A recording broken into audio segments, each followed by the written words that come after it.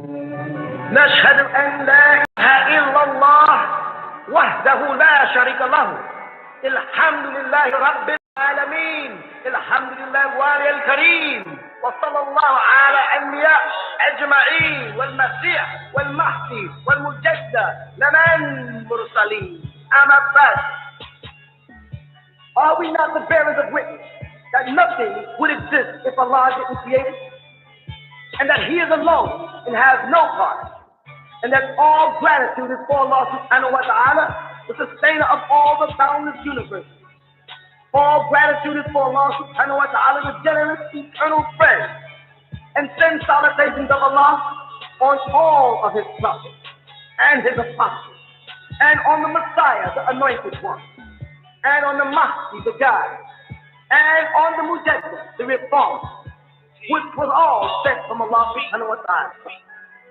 We send greetings and we send peace throughout the boundless universe to all. Assalamu alaikum wa rahmatullahi ta'ala wa barakatuh. The man of the hour, airing 7 days a week at 4 p.m. Eastern Standard Time on WGAG Radio. What goes around comes back around. Hey, my baby. What goes around comes back around. Hey, my baby. What goes around comes back around. Hey, my baby. What goes around. Mystical teacher sat by the seaside. It was about 5 o'clock because we heard the free ride. Anyway, the teacher was talking in stride, sitting upon a rock that was wide and warning against false pride. Come to where I reside, a woman cried, and the teacher replied, do you serve your fish fried? Yes, she replied, with potato salad on the side. And the teacher replied, well, where do you reside? She said, up on the hillside, it's not a far ride. If you came to have dinner, I would be so gratified. The teacher replied, is 6 o'clock, 7 o'clock? You decide. She replied, 7 o'clock, do you like stir fry? She was mystified and felt so dignified. The teacher was coming to the house where she resides, so she purified with pesticides, calling the friends up nationwide. Some of her friends were tongue-tied. They felt so glorified. She made steamed fish, baked fish, fish that was fried, soup, steamed vegetables, potato salad on the side. You could smell the bread in the oven far and wide. Natural juices and water purified. Organic fruits brought from the countryside. With silver forks and knives placed side by side. You could not be dissatisfied. Looking out the window, staring at the mountainside, you would have died. 6:59, she's swollen with pride. As the moment intensified, there's a knock from outside. She opens the door, for the teacher has arrived. But to her surprise, it was a bomb who cried, please, I smelt the bread from outside. One piece. And then she replied, the teacher is coming. He's soon to have arrived. You're making me look bad. Come on now, step aside. The bomb then replied, when I say I'm hungry, I haven't lied. Give me some of that chicken that you just fried. She replied, chicken fried? No, that's for the teacher. You're not purified. Then she slammed the door and went back inside. Sat on the couch with the TV guide. She looked at the clock. It was 7:09, then 7:30. He still hasn't arrived. 8 o'clock, she was on the downside. 9 o'clock, by now she's teary-eyed. She pissed off and her anger multiplied. She cried, then fell asleep dissatisfied. Next day, she woke up and was preoccupied with meeting the mystical teacher who lied. Where could he hide? She ran down by the seaside. He was there teaching about false pride. You lied, she replied. You lied. You said you would be there at 7 o'clock. You lied. He replied, no, I have not lied. I came at 6:59 and you told me to move aside. I asked for bread and chicken that was fried, and you said that I wasn't purified. She replied, I wasn't notified. I had no idea that you was the bomb that cried. And the teacher sighed, then replied, this concludes our lesson on false pride. The baddest bitch in El Kuluwm. Brings absolute Understand me. All Eyes on Egypt presents the Holy Tablets, backed by popular demand, written and transcribed by Dr. Malachi Zodak the receiver. This is the scripture that is divinely inspired that will bring about a long overdue change. Like the phoenix bird rising up out of its ashes. Up, you mighty people, come forth like Lazarus from the tomb. This tablet is food to feed the hunger and to nourish the soul, to give it strength. Rise up, stand up. Be counted amongst the people of this world. Be the first to get your copy of the Holy Tablets while supplies last. At All Eyes on Egypt, Monticello, Georgia, 706-468-2319. Tune in to the El Tony Tablet Show every Friday and Saturday night at 9 p.m. Eastern Standard Time on WGAG Radio. All right, ladies and gentlemen. Woo! Welcome everybody to the El Tony Tablet Show. It is Saturday. Back to the beginning. We're in season 5, episode 10, a mission to the planet Earth, baby. Hell yeah. Gotta show some love to everybody tuning in. So far, so good to the El Tony Tablet Show. Hope y'all enjoyed that first hour. That's Don Kuluwm way back in the days, Noble Drew Ali part of where we left off. Well, basically what we did last Saturday. Yeah.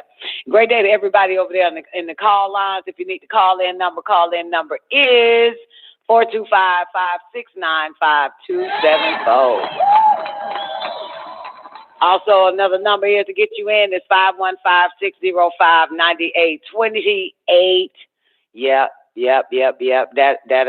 That'll get you in too, man. Special shout out to everybody over there in the after party. That's our 24-hour voice activated chat room on paltalk.com. Mic, headset, or your phone. You'll be able to talk, play music, play movies, all that type of shit. Type in the search Don Kuluwm or the after party, and you'll see us right there, baby. It's Don Kuluwm, the after party.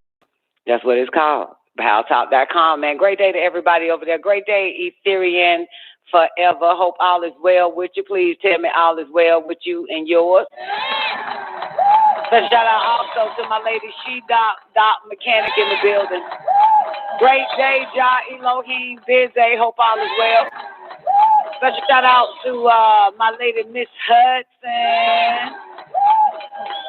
Got to show some love to my man Mushmouth Nimrod. Nefertiti is Nimrod 19. Great day, Neff.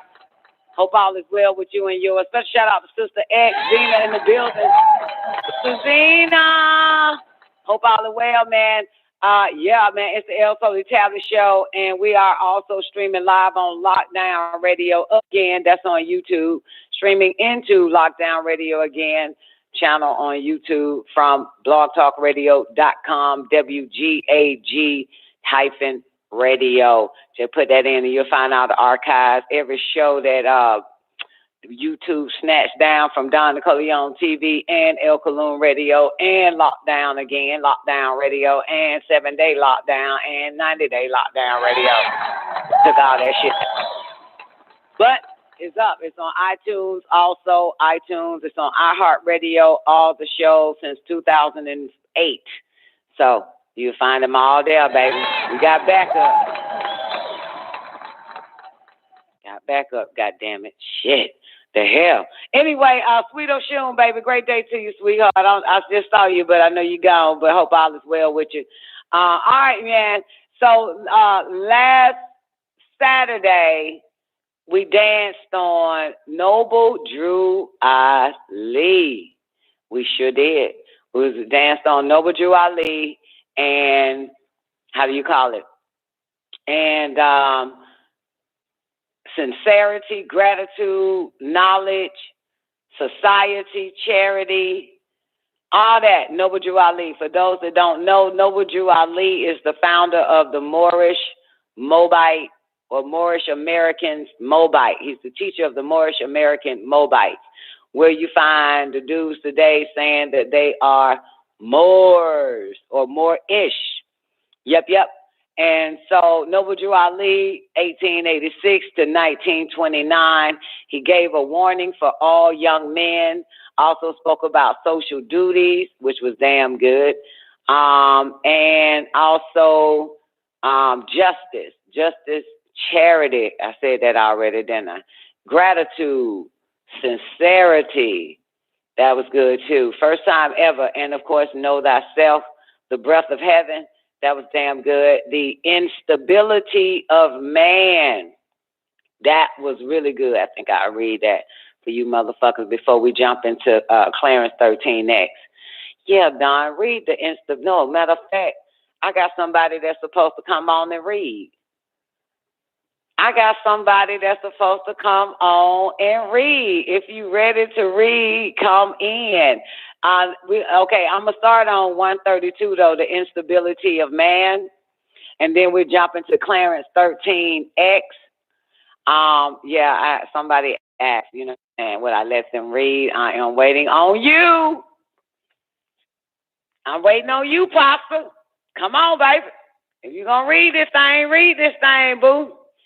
Where you at? Go pee, quiet your background, all that type of shit. We about to get into it because it's 10:06. Great day, Jael. Jael, did you know I played your son on the Kiddison on the El Tolly Tablet show? I played your son like 5 fucking times and shit, man. Did you know that, y'all?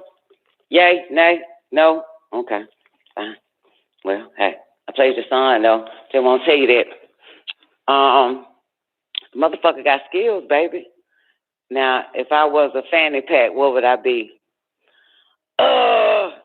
Can't find my fanny pack. Can't find my goddamn lighter. All right, let's get into it then. I'm going to start it off since, Pasta. Where you at, Pasta? You going to read, babe? Pasta, you going to read? Hold up. Getting some toys out so I can get ready for the L's Holy Tablet Show. Pasta, are you reading? Yay, nay? Hold on. Shout out. Goddamn, because I damn sure don't feel like doing this shit. Let's see. Give me a sec. Let me find the phone number. Hold up. Hold on, boys and girls. Goddamn. All right. Anyway. All right. So where we at? Noble Drew Ali. That's right. We're gonna start with sincere. No, we ain't. We're gonna start with instability, Nicole. Yeah, I'm gonna start off at instability just for the hell of it.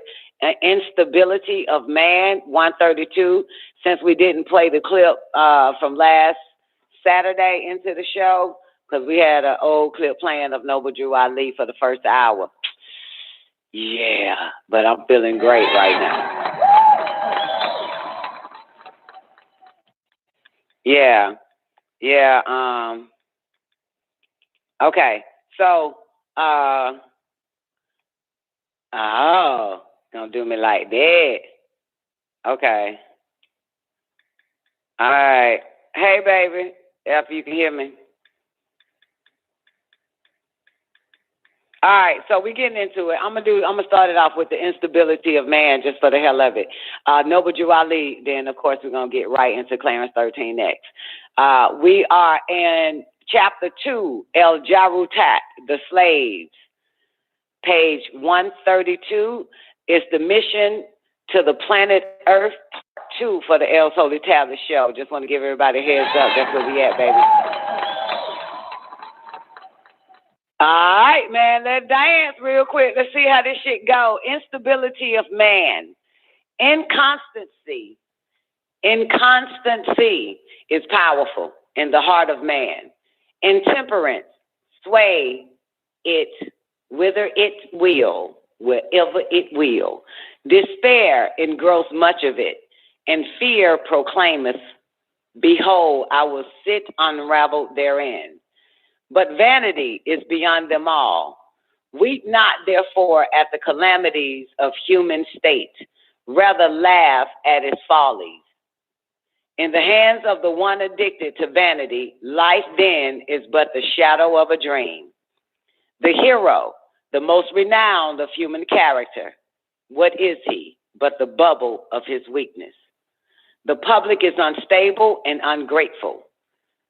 Why should the man of wisdom endanger himself for fools? When you see a fool, leave a fool. Let a fool stay a fool. Don't put yourself in danger. You know a fool when you see it, walk away. The man who neglects his present concern to revolve how he will behave when greater, feed himself with wind while his bread is eaten by another. Act as becometh you in thy present station, and in more exalted ones thy face shall not be ashamed. What blindeth the eye, or what hideth the heart of a man from himself, like vanity? Lo, when thou seest not thyself, then others discover you most plainly. The heart of the vain is troubled, while it seems content. His cares are greater than his pleasures. His solitude cannot rest his bones. The grave is not deep enough to hide it. He extends his thoughts beyond his being. He bespeaketh praise, to be paid when he is gone, but whosoever promise it deceive him.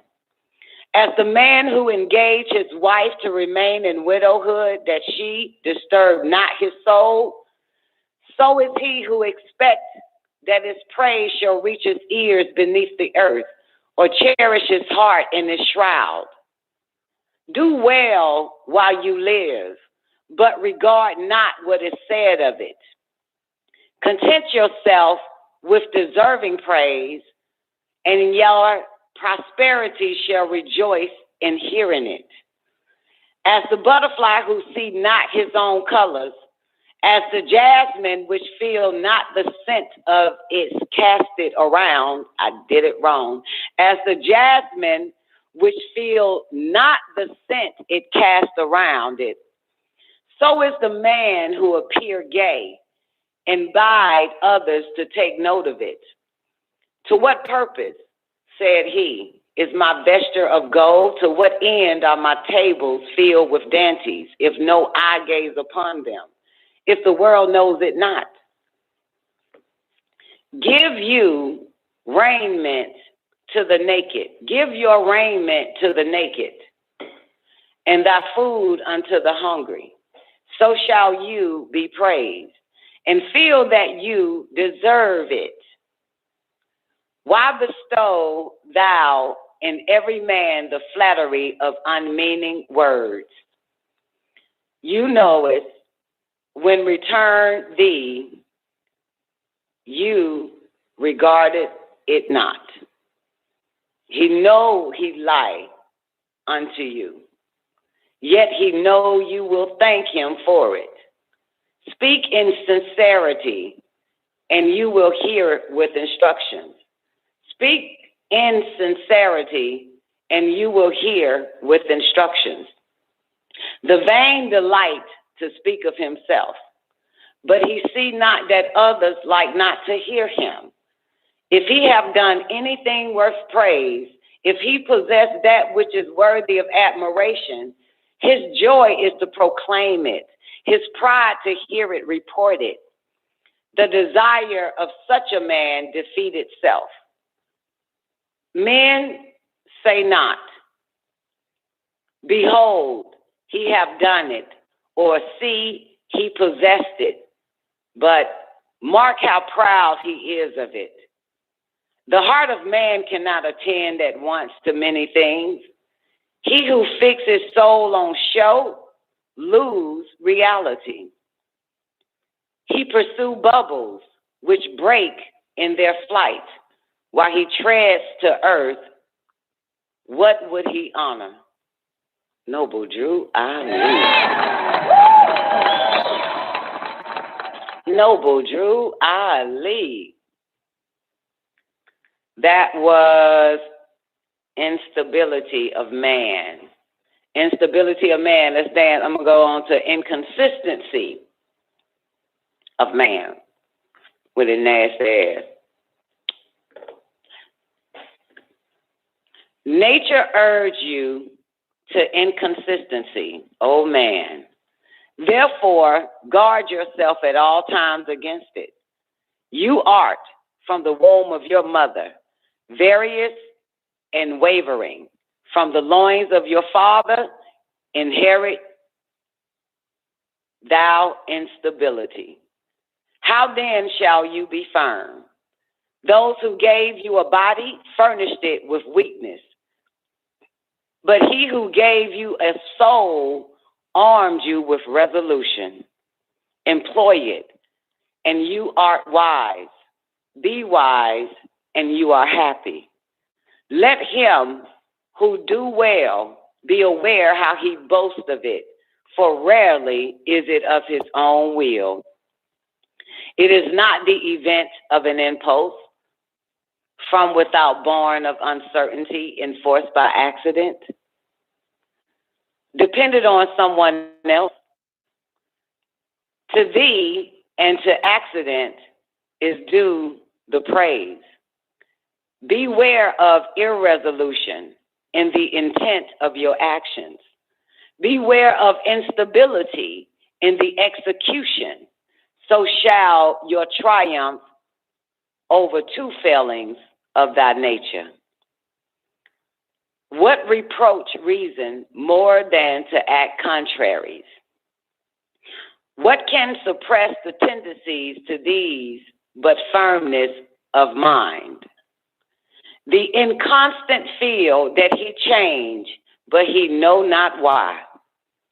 He see that he escaped from himself, but he perceive not how. Establish unto yourself principles of action, and see that you ever act according to them. So shall thy passions have no rule over you. So shall your constancy ensure unto the good you possess, and drive from thy door misfortune. Anxiety and disappointment shall be strangers to your gates. Suspect not evil in anyone until you see it. When you see it, forget it not. Why so have been an enemy? Whoso have been an enemy? Whoso have been an enemy cannot be a friend. For a man mended not his fault. How should his actions be right, who have no rule over his life? Nothing can be just which proceed not from reason.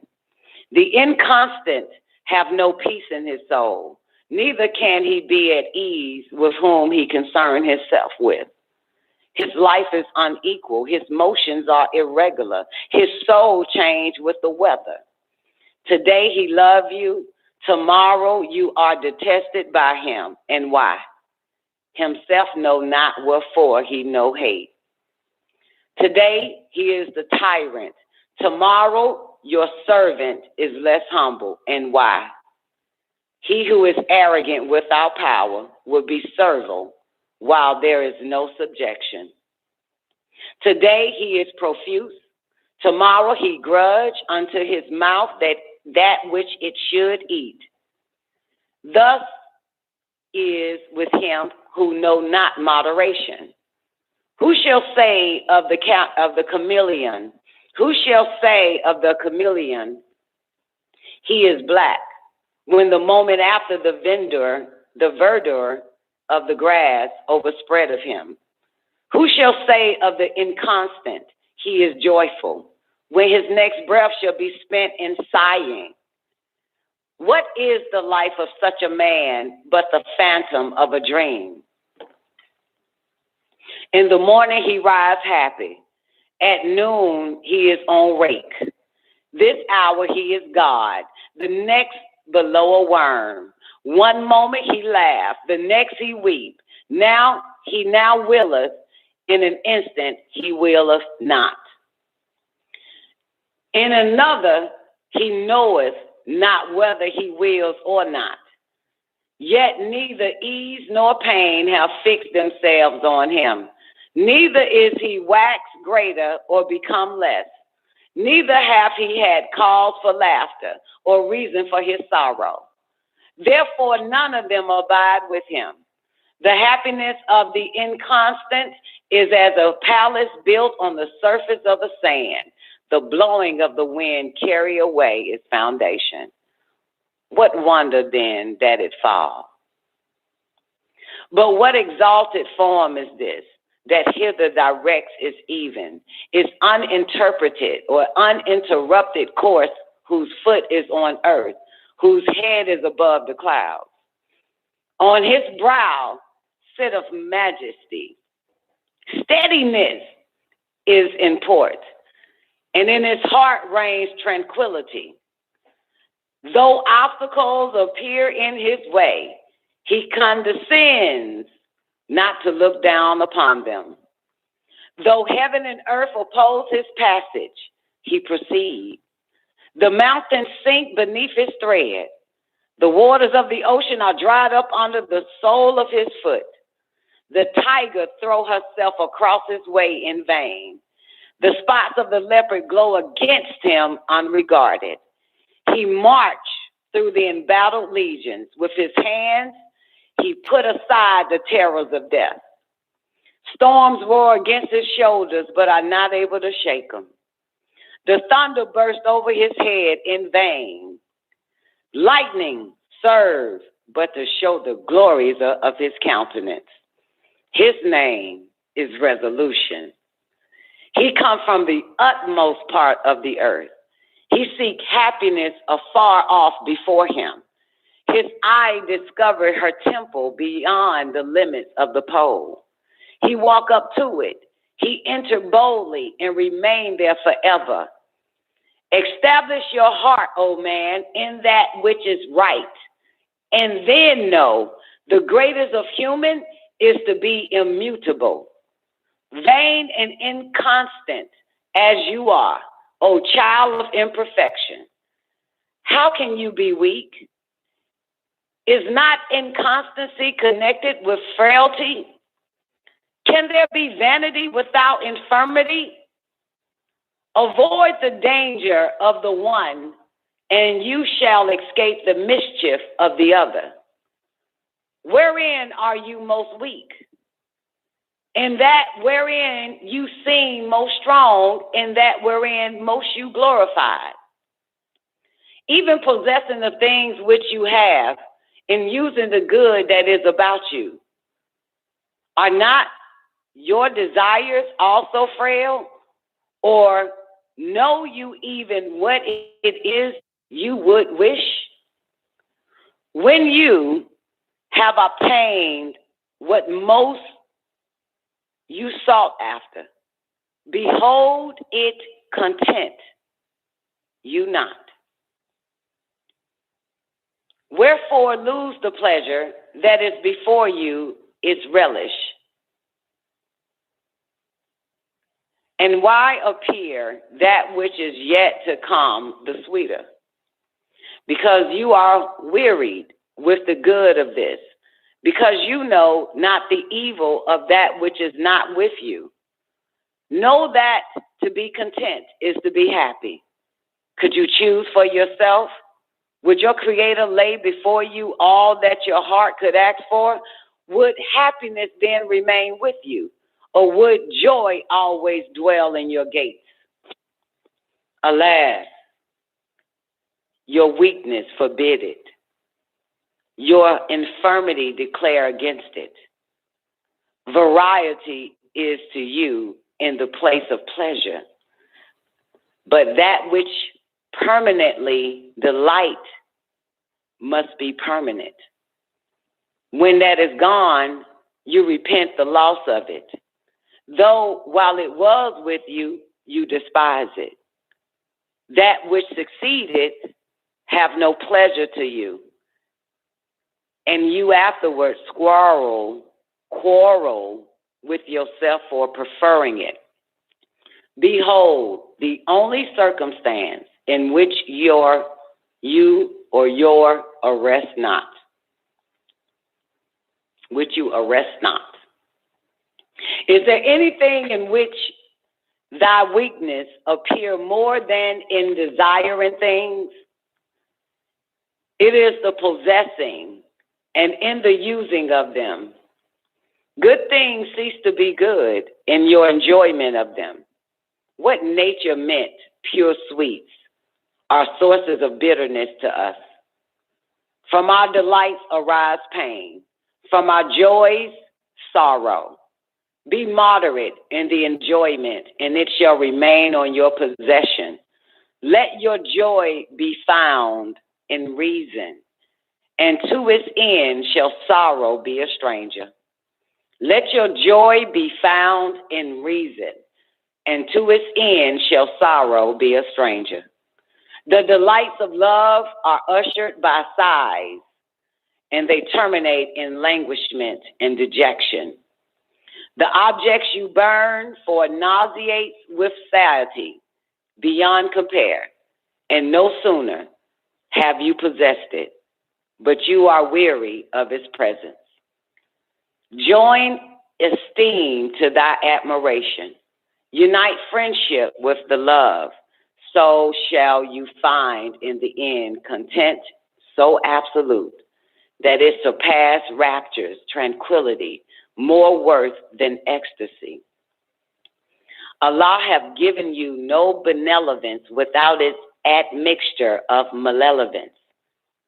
But he has given you also the means of throwing off the malevolence from it.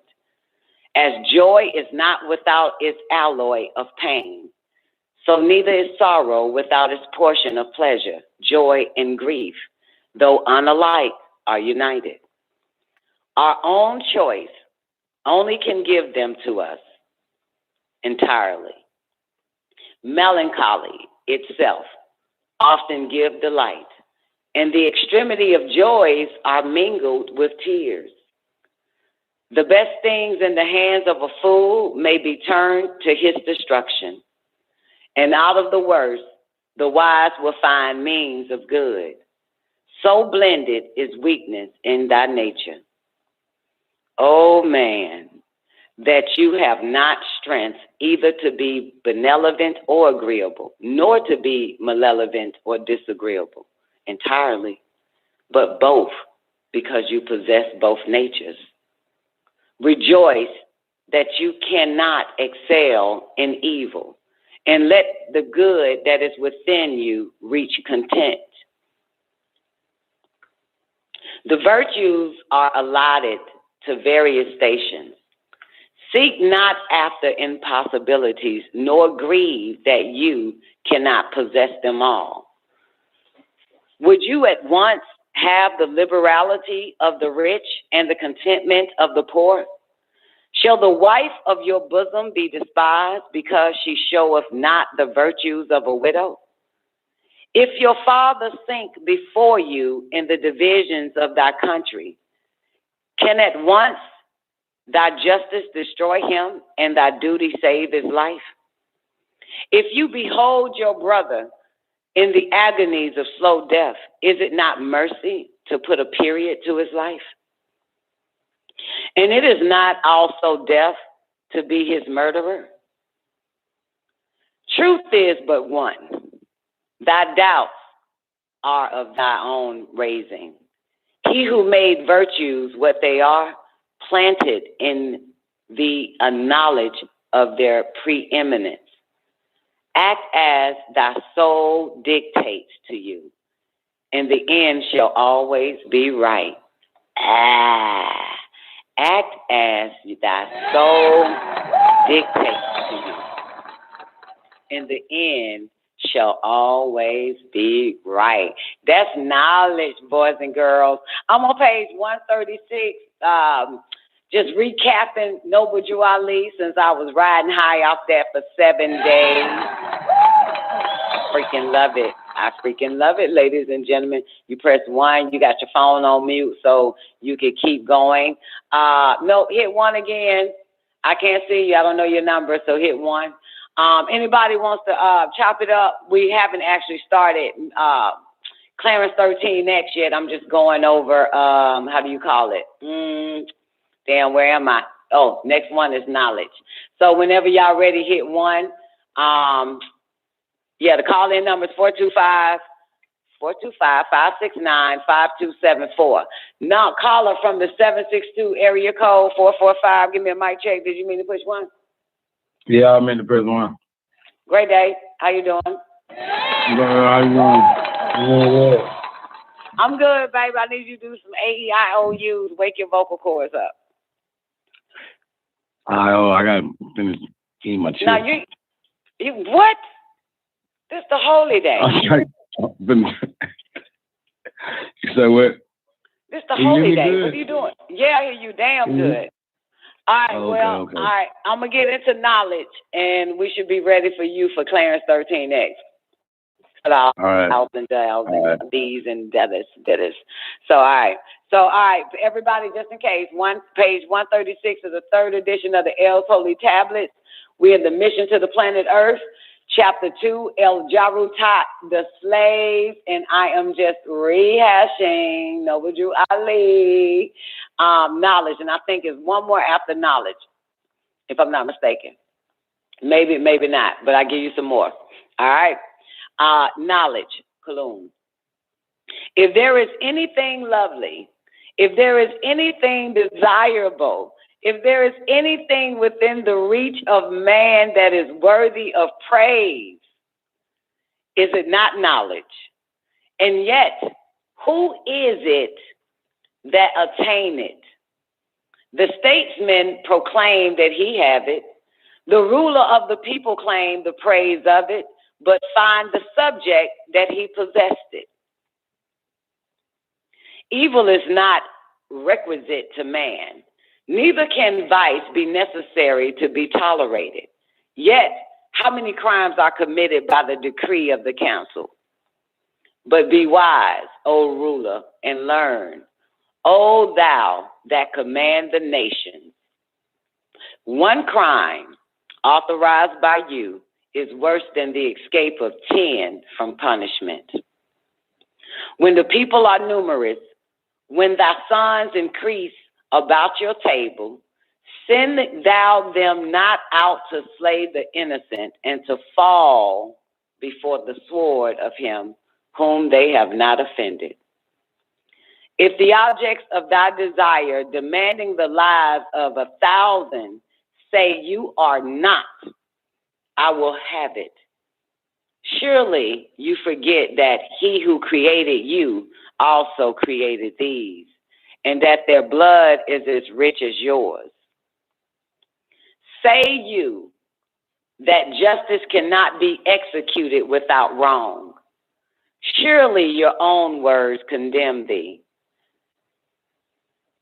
Thou who flatter with false hopes the criminal that he may confess his guilt, are not you unto him a criminal? Or art thou guiltless because he cannot punish it? When you commandest to torture him whom is but suspected of ill, dare thou to remember that thou mayest rack the innocent? Is thy purpose answered by the event? Is thy soul satisfied with his confession? Pain will enforce him to say what is not, as easy as what is, and anguish has caused innocent to accuse herself.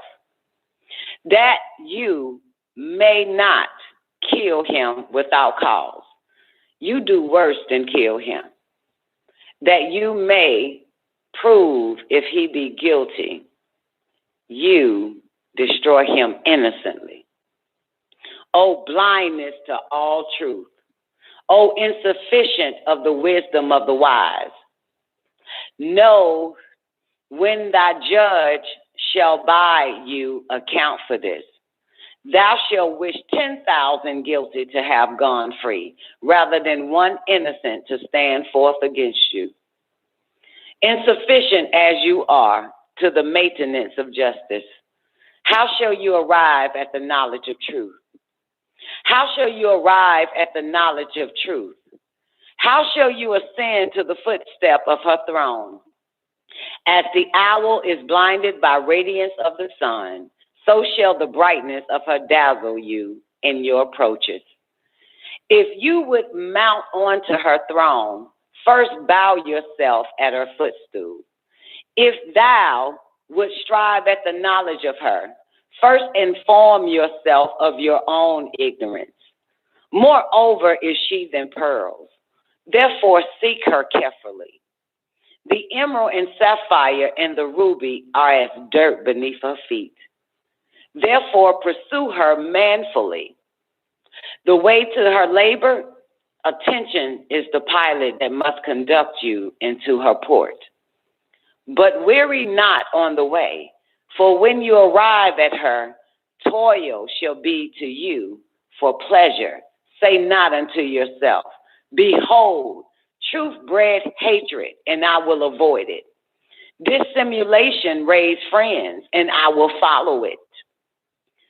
Are not the enemies made by truth better than friends obtained by flattery?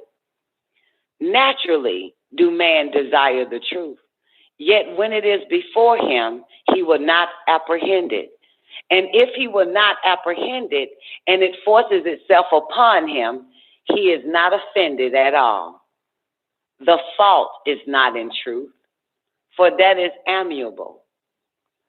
But the weakness of man bears not his splendor. Would you see your insufficiencies more plainly? View at your devotion. To what end was religion instituted but to teach you your infirmities, to remind you of your weakness, to show that from heaven alone you are dust? Do it not remind you that you are dust? Do it not tell you that you are ashes? And behold, repentance is not frailty. And behold, repentance, is it not frailty? When you give an oath, when you swear you will not deceive, behold, it spreads shame upon your face, and repentance may be forgotten. Learn to be honest, and oaths are necessary. The shorter follies are the better. Say not, therefore, to another with boldness, he that hear his own faults with patience shall reprove another with boldness. He that give a denial with reason shall suffer a repulse with moderation. Thyself, I will not play the fool by halves. The tender of heart is turned from his purpose by supplication. The proud is rendered more obstinate by entreaty, but to be just, you must hear without passion. Knowledge, baby. Not allege. Not allege, not allege, not allege. All right, I'm going into misery, and I think this may be one more after misery. Know what you want to leave, baby? In my new booth. Kuluwm, feeble and insufficient as you are, old man in good, frail and inconsistent as you are in pleasure. Yet there is a thing in which you are strong and unshaken. His name or its name is misery. That's where you are strong and unshaken. Misery. It is the character of your being, the prerogative of thy nature. In thy breast alone it resides without you. It resides. Without you, there is nothing of it. And behold, what is its source but your own passions? He who gave you these also reason to subdue them. Gave you reason to subdue them. Exert it, and you shall trample them under your feet. Your entrance to the world, is it not shameful? Your destruction, is it not glorious? Lo, men adorn the instruments of death with gold and gems and wear them above their garments. He who begetteth a man hide his face, but he who kill 1,000 is honored. That in his is error. Know you, notwithstanding, custom cannot alter the nature of truth. Customs cannot alter the nature of truth. Neither can the opinion of man destroy justice. The glory and the shame are misplaced. There is but one way for a man to be produced. There are 1,000 by which he may be destroyed. There is no praise or honor to him who give being to another, but triumphs and empires are the rewards of murder. Yet he who have many children have as many blessings, And he who hath taken away the life of another shall not enjoy his own. While the savage cursed the birth of his son and blessed the death of his father, do he not call himself a monster? The greatest of all human ills is sorrow. Too much of this you are born unto. Add not unto it by your own perversiveness. Grief is natural to you and is always about you. Pleasure is a stranger and visit you by times. Use well your reason, and sorrow shall be cast behind you. Be prudent, and the visits of joy shall remain long with you. Every part of your frame is capable of sorrow, but few and narrow are the paths that lead to delight. Pleasure can be admitted only simply, but pains rush in 1,000 at a time. As the blaze of straw fade as soon as it is kindled, so pass away the brightness of joy, and you know not what becomes of it. Sorrow is frequent, pleasure is rare, pain come of itself. Delight must be purchased. Grief is unmixed, but joy want not its alloy of bitterness. Delight must be purchased. Grief is unmixed, but joy want not its alloy of bitterness. As the soundest health is less perceived, that the lightest malady, so the highest joy touch us less deep than the smallest sorrow. We are in love with anguish. We often fly from pleasure when we purchase it. It costs not more than it is worth. Reflection is the business of man. A sense of his state is his first duty. But who remember himself a boy? Is it not in mercy then that sorrow is allotted unto us? Man foresees the evil that has come. He remembers it when it is past. He considers not that the thought of affliction would be deeper than the affliction itself. Think not of your pain, but when it is upon you, and you shall avoid what most hurt you, because avoidance is the key to those things that disturb you. He who weeps before he need, weep more than he need. And why? But that he love weeping. The stag weep not till the spear is lifted against him, nor do the tears of the beaver fall till the hound is ready to seize him. Man anticipate death. Man anticipate death by the apprehension of it. And the fear is greater misery than the event itself. Be always prepared to give an account of your actions. And the best death is that which is least premeditated. Noble Drew Ali, boys and girls. All right. Woo! Hey, that damn Noble. That Noble Drew Ali. All right, boys and girls. Come on in and push one. Pasta. Oh, your mic is already open. My bad. Oh, you got another mic open. You want another mic open? No, don't open that mic.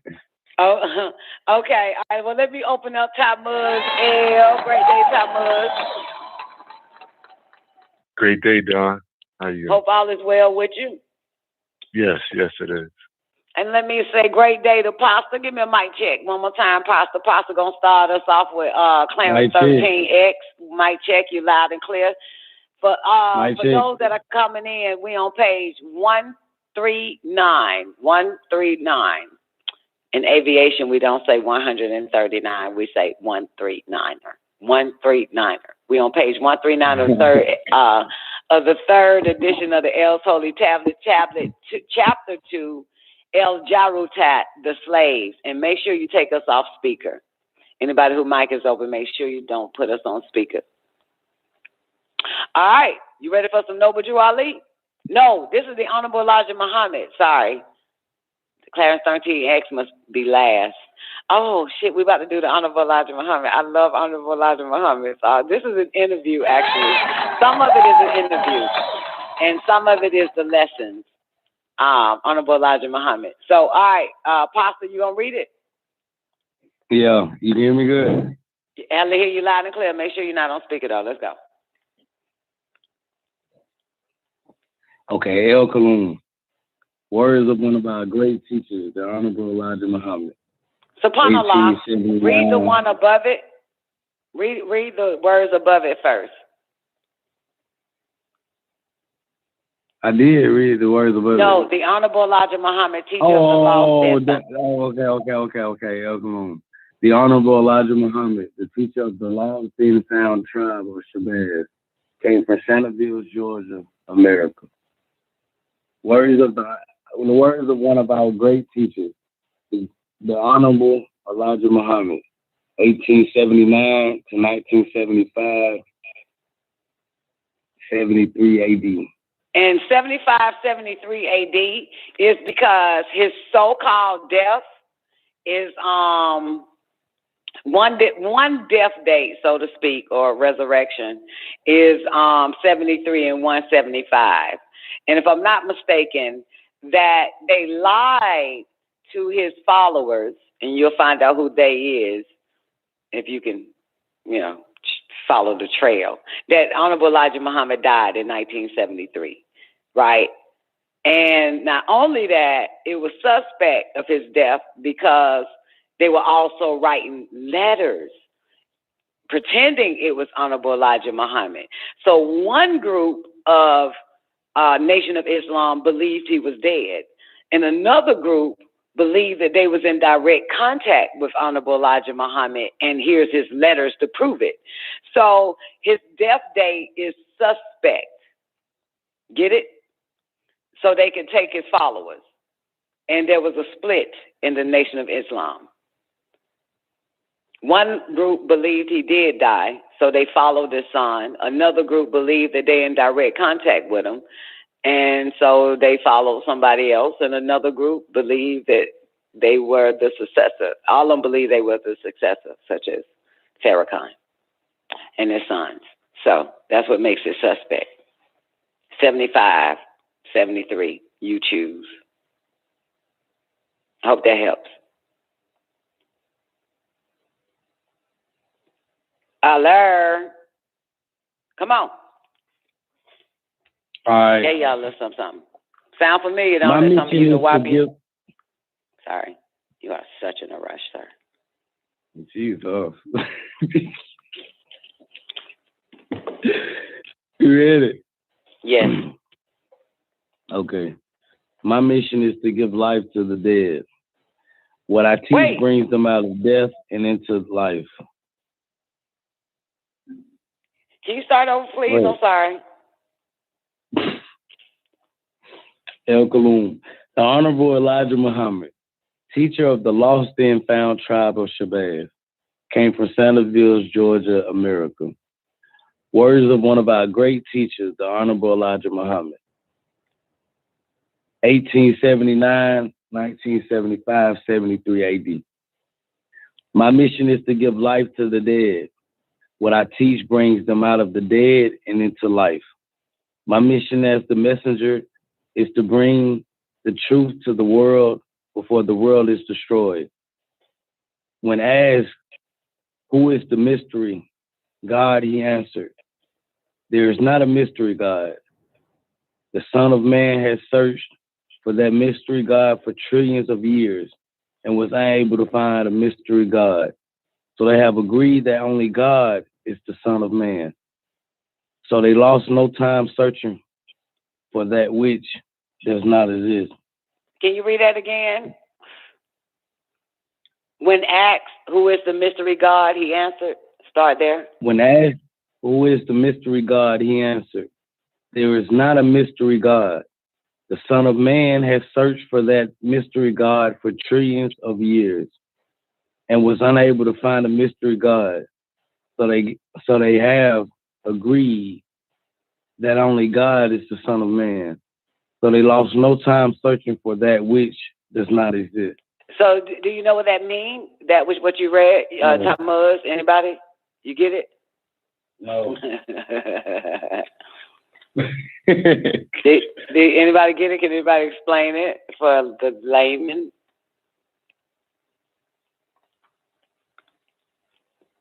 No? Don, You read it?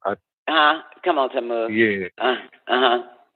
I like that part where it says that it was agreed that God is the Son of Man. So maybe it's saying that man created God, and so therefore God is the Son of Man. God is man. That's pretty good. Hey, that's pretty good right now. Yeah. I didn't see it. I didn't see that way, but that's a damn good way to look at it. Yeah, man did create God. Man certainly did. Also, what else though? That God is the Son of Man. Yeah. That God is the Son of Man. Right. Exactly. God is man. Man is God. Okay. God is in you. That's right. Go back, Pasta. Is it okay if I call you Pasta? Yeah, you can call me Pasta. Go back, Adonai, to there is not a mystery God. When answered, who is the mystery God? Go back and read again. When asked, who is the mystery God, he answered, there is not a mystery God. The Son of Man has searched for that mystery God for trillions of years and was able to find a mystery God. So they have agreed that only God is the Son of Man. So they lost no time searching for that which does not exist. So can y'all see it? That man, the Son of Man, has searched for that mystery God for trillions of years and was unable to find a mystery God. So they have agreed that the only God is the Son of Man. The Son of Man was looking, searching for trillions of years. Fuck it. We must got to be God. Get it? We must got to be God. You get it? Yeah or nay? Yes, I get it. It said the Son of Man has searched for that mystery God for trillions of years and was unable to find a mystery God. So fuck it. We God. God is the Son of Man. Shit, that's what they came up with. Goddamn. There was a conversation that Dr. York had with Dr. Thompson, right? Great day, Neff. Great day, J1. And they were walking on the land, and there's, of course, a white fence way down, you know what I'm saying, towards the unbuilt land on Tamaray. Can you see it? Huge white fence. And he says, I'm about to fuck it up now since I done described some dumbass unbuilt land and shit. Oh, fuck, I can't remember now. Fuck it. But moral of the story is, he says, man searched for God. Man is walking, and he sees God on the other side of the white fence. Can you see it? And now he wants to get closer and closer to actually see God. Can you see it? Can y'all see it? So he's walking fast to get closer to the white fence, and God is on the other side of that white fence. And as he approached the fence and he gets over the fence, where is God?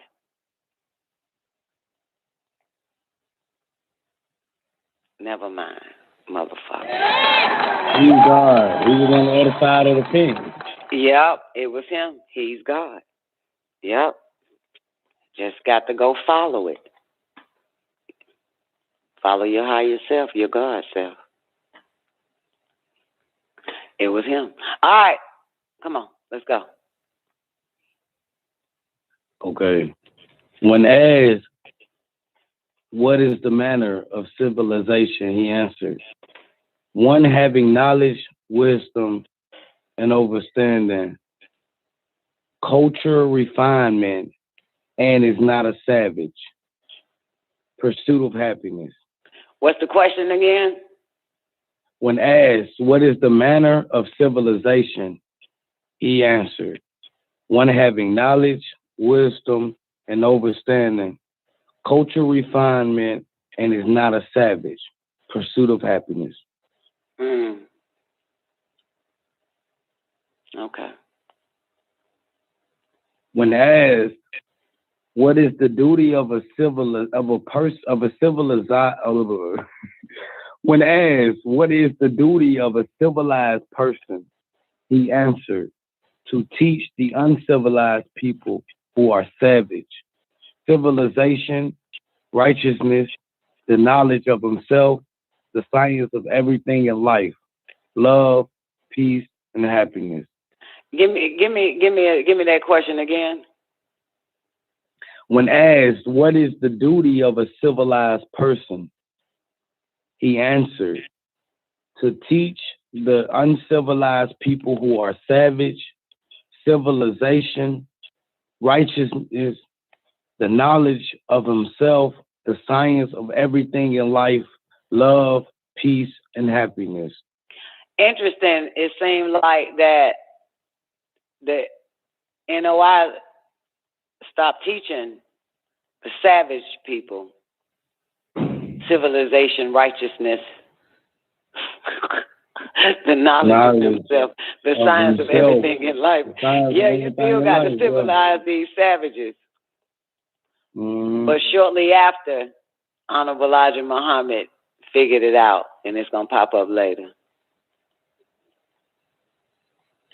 When asked, what is the prescribed law of Islam, said a person of that ability, he answered, that the civilized person is responsible for the uncivilized, and that he must be punished by the Nation of Islam. When asked, to make a devil, what must you first do? He answered, to make a devil, one must begin grafting from the original man. When asked, what is the real devil? He answered, a grafted man which is made weak and wicked, or any graft living germ from the original is a devil.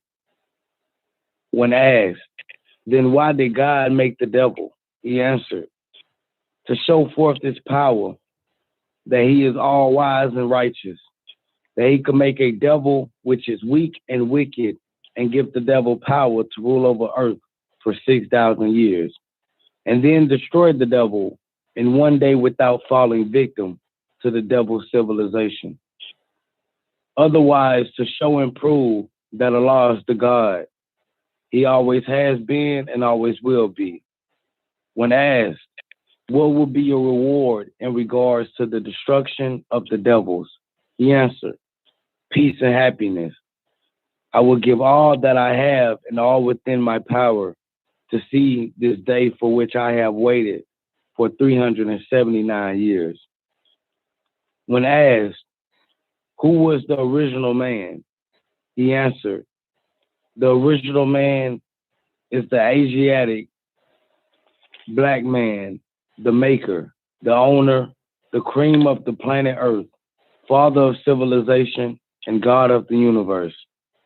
When asked, who is the colored man? He answered, the colored man is the Caucasian man, white man, or Yaqub, grafted from the devil. Grafted devil. No problem. Do it again. When asked, grafted devil. When asked, who is the colored man? He answered, the colored man is the Caucasian, white man, or Yaqub's grafted devil, the skunk of the planet Earth. When asked, No. Now, for the record, man, this like goddamn. When he was born, 19 something. So 18, what? 18. He was born 1879. Okay, so we in the 1930s, in a sense, in 40s, when this conversation happened.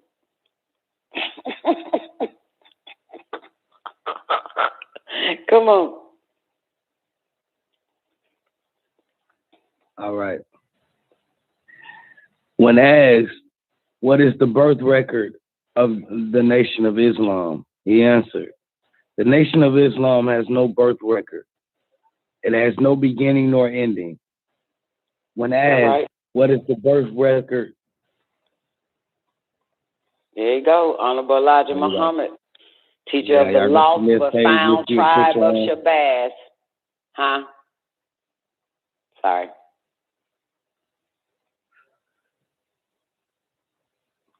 Go ahead. Okay, I don't know what the last sentence was. I'm gonna say others than Islam. All right, you stay where you at, and you just pick up. When asked, what is the birth record of others?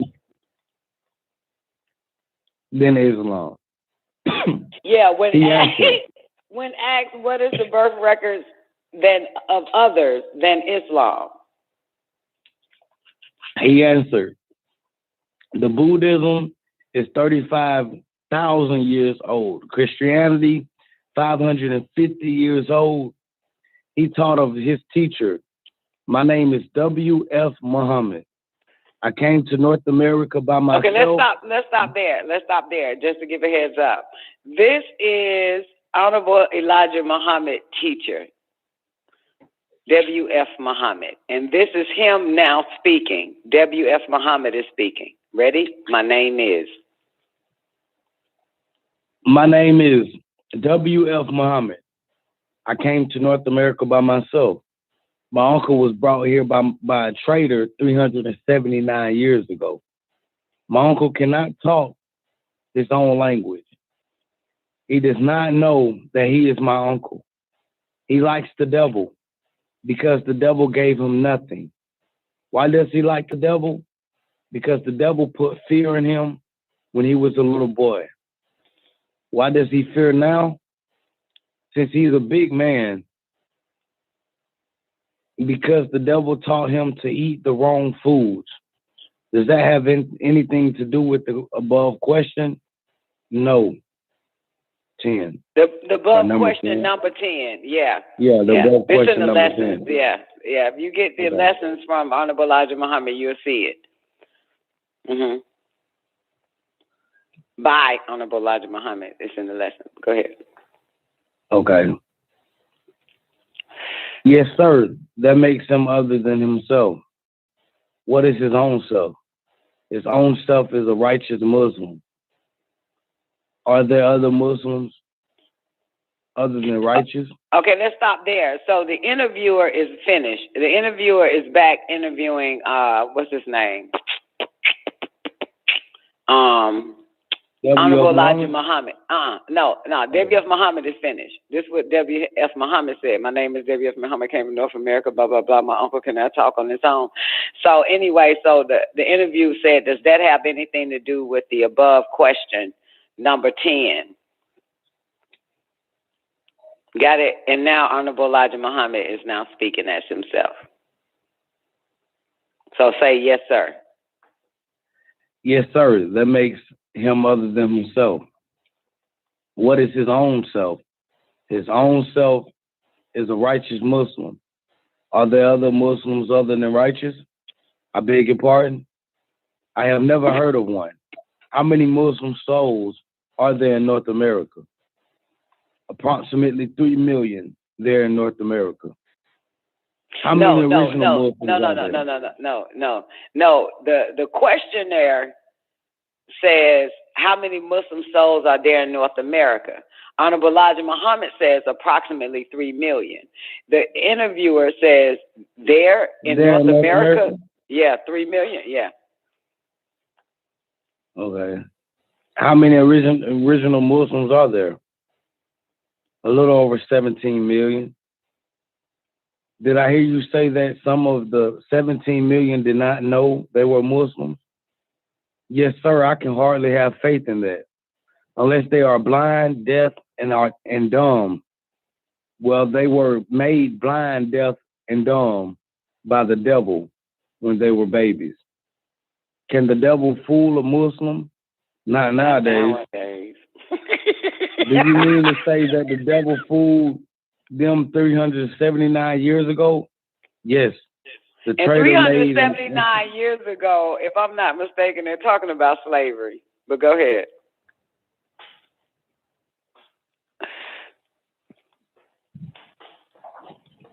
Okay. Can the devil fool a Muslim? Not nowadays. Do you mean to say that the devil fooled them 379 years ago? Yes. The trader made an interpretation that they will receive gold for their labor, more than they were owning in their own country. Did they receive the gold? No, the trader disappeared and there was no one that could speak their language. Then what happened? Well, they wanted to go back to their own country, but could not swim the 9,000 miles. Why didn't their own people go and get them? Because their own people did not know that they were here. When did their own people find out that they were here? Approximately 60 years ago. God.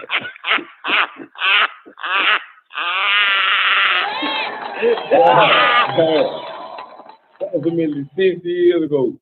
So 60 years ago, let's pretend this is 1940 or 50, whenever Honorable Elijah Muhammad had the interview. So let's pretend this is 60 years today, 60 years ago. Them Africans didn't know that the niggas over here in America. That's what he's saying, right? Uh-huh. Am I right? A little bit, kind of, sort of, not really. Right. What do you say? Why did their own people, when did their own people find out that they were here? So you're talking about when did the Africans find out that niggas in America was here? Approximately 60 years ago.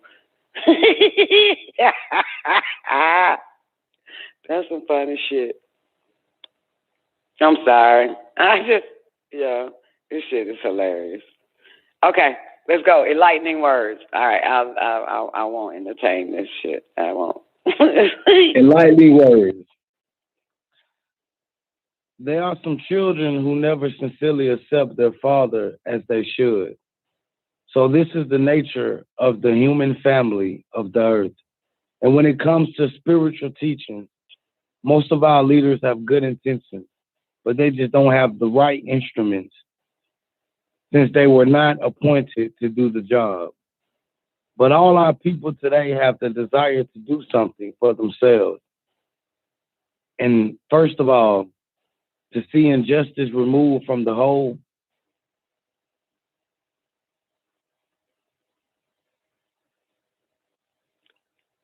We have suffered injustice at the hands of the white people for 400 years.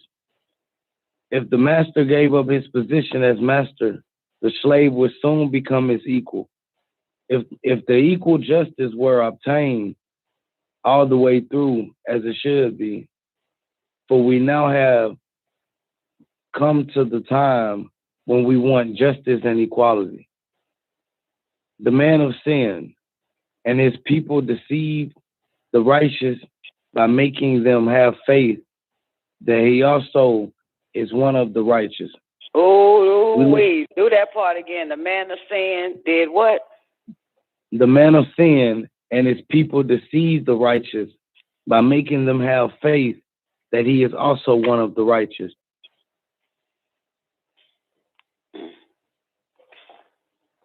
That's profound.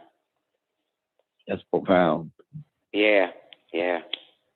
The man of sin and his people deceived the righteous by making them have faith that he is also one of the righteous. That shit that hard. I go. We look forward to the hereafter, to seeing and living under a ruler and a government of righteousness after the destruction of the unrighteous.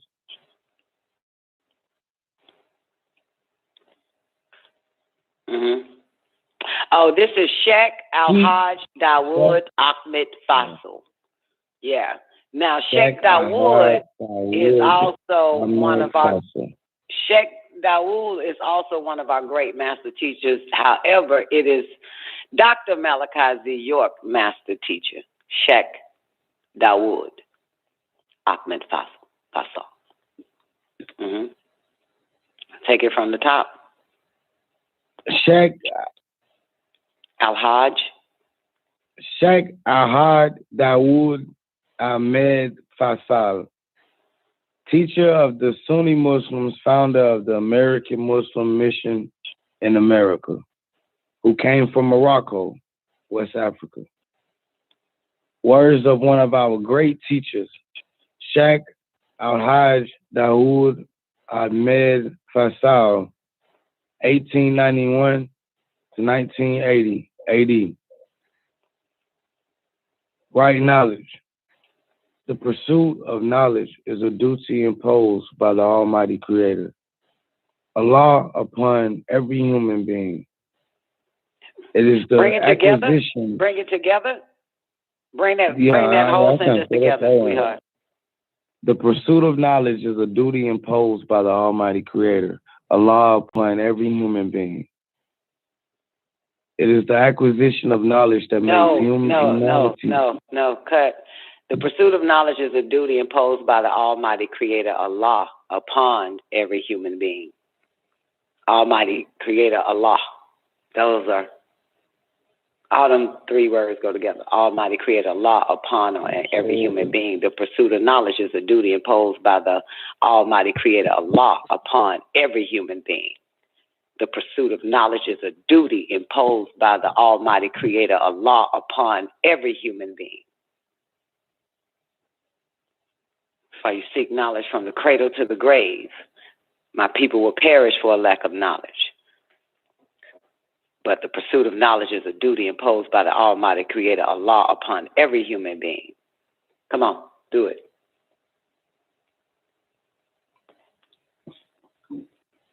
The pursuit of knowledge is a duty imposed by the pursuit of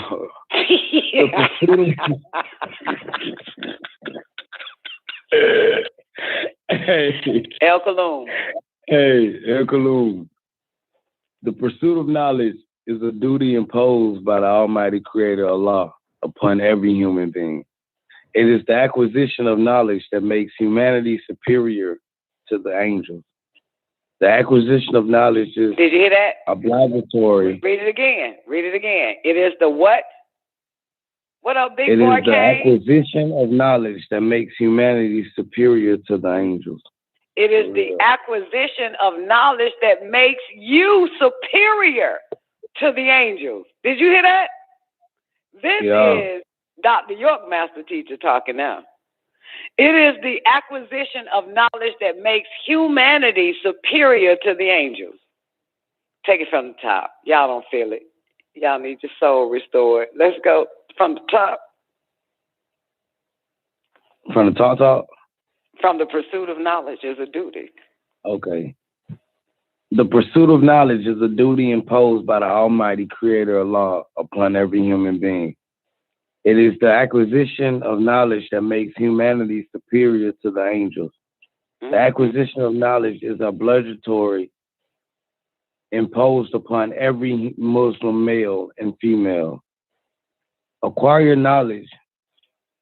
It enables its possessor. Its possessor. I said possessor. Its possessor to distinguish right from wrong. It lights our way to heaven. Acquire knowledge. Tell us again. Acquire knowledge.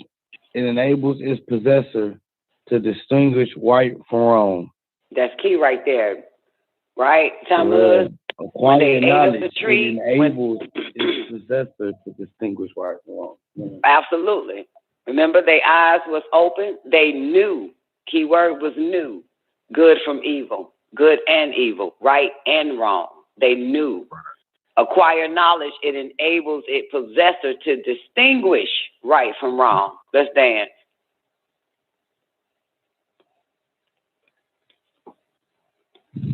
Are you ready? Come on. Okay. Acquire knowledge. It enables its possessor to distinguish right from wrong. It lights our way to heaven. It is our friend in the desert, our society in solitude, our companion when friendless. Say it. Say that shit. When you got knowledge, goddamn, that's your society in solitude. That's your companion when you friendless. When you friendless. Right. That's your light on your way to make your ascension to the Samawatis. It is your friend in the desert, your society in solitude, your companion when friendless. That's a bad statement there. I see why this nigga Dr. York Master Teacher. Let go. It guides us to happiness. It sustains us in misery. It is an ornament amongst friends. An armor against enemies. Against enemies. Say that shit. Read that again. Ain't that the damn truth? When you know, goddammit, that's your armor too. Do it again. Acquire knowledge. Acquire knowledge. It enables its possessor to distinguish right from wrong. It lights our way to heaven. It is our friend in the desert, our society in solitude, our companion when friendless. It guides us to happiness. It sustains us in misery. It is an ornament amongst friends and an armor against enemies. Learn to know yourself. Who are the least learned? Learn to know yourself. Who are the least learned? Who are the least learned? Yep. Yep. Yep. Yep. They practice what they know. Let me tell you something. You know when somebody really don't know themselves, because when you start telling them about themselves, they on defense. But when a motherfucker know themselves, they agrees with you. Yeah. They be like, yep, I am selfish. Yep, I do talk too much. Yep, I don't want nobody to tell me a goddamn thing. You know, like, yeah, they will agree. But, you know what I'm saying? Yeah. They don't duck, because that's the truth. They know it before you. So to know thyself, and, you know what I'm saying, somebody showing you the mirror, you would have to agree. It's as simple as showing you a bump on your face or a boogie in your nose. You would agree. But know thyself is to study, watch, and observe and witness thyself. To know thyself is to learn. You got to learn it. You got to learn it. That's why you won't duck when the truth is thrown at you, because you already know. You already know it.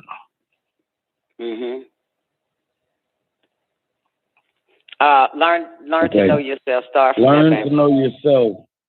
Who are the least learned? They practice when they know.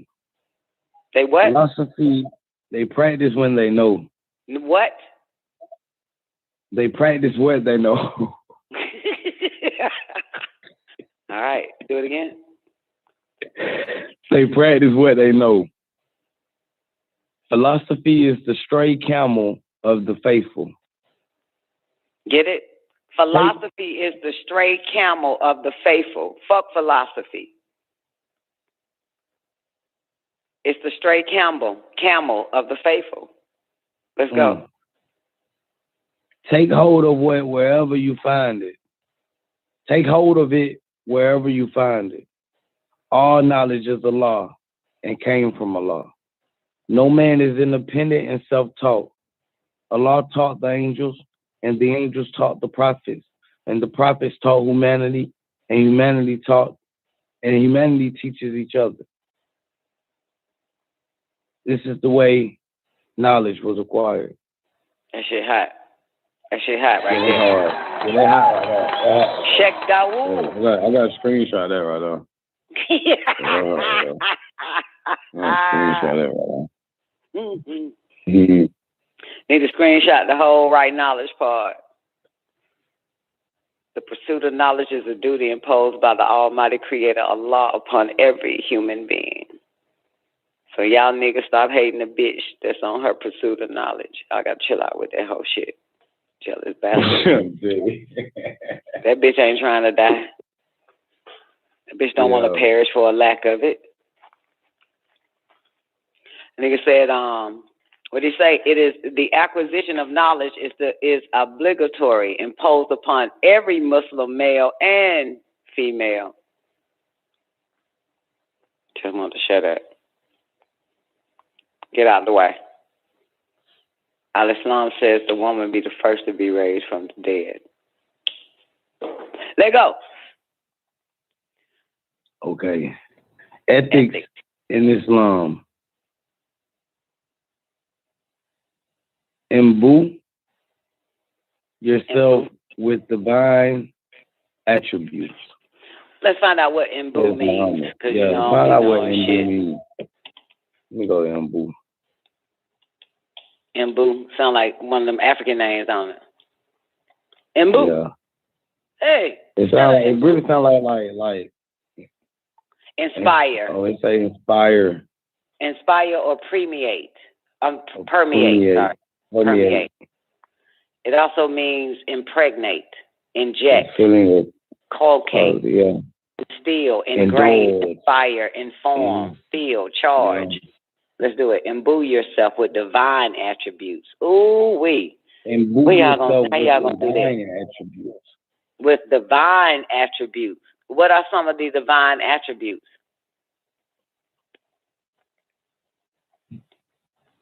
Any Muslims on the line? What are the 99 plus 1 attributes of Allah? Let's make it easy. El-Rahman, El-Rahim. Merciful. What's that? Okay. And, all right. You got any more?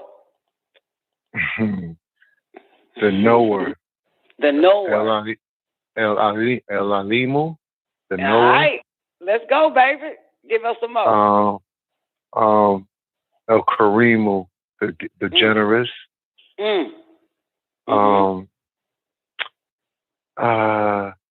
kind. El-Wahid. Yes. The only one. The nearest friend. El-Wali. El-Jabaru. El-Jabaru. What is that? The I think it's large or giant or expansive. Me too. Something Me too. I was about to say giant. Yeah. Allah Akbar, the greatest. Oh yeah.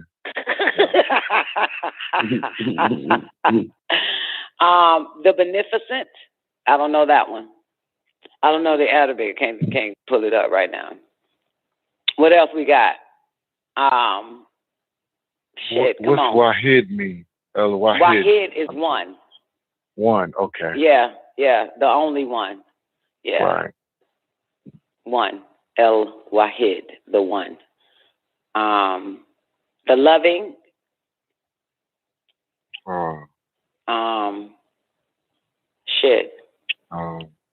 The gracious or some shit. Rafiq or some shit like that. What's that one then? Abdul Rafiq. El-Rafiqu. Yeah, Abdul Rafiq. The provider. You got the provider. The provider. El Hamanu, the protector, is coming back. Oh shit, let's go. Let's go to Hiru. That's my name. Let's get it. It's coming back. Come on, man. What else? Mutakin. El Mutakin. El Mutakin. El Mutakin. What's that? The straight? I can't. The straight, I guess. Because El Sarasa Mutakin is right. Straight. Right. And I was gonna give you another one. The El Mahdi, the guide. Right.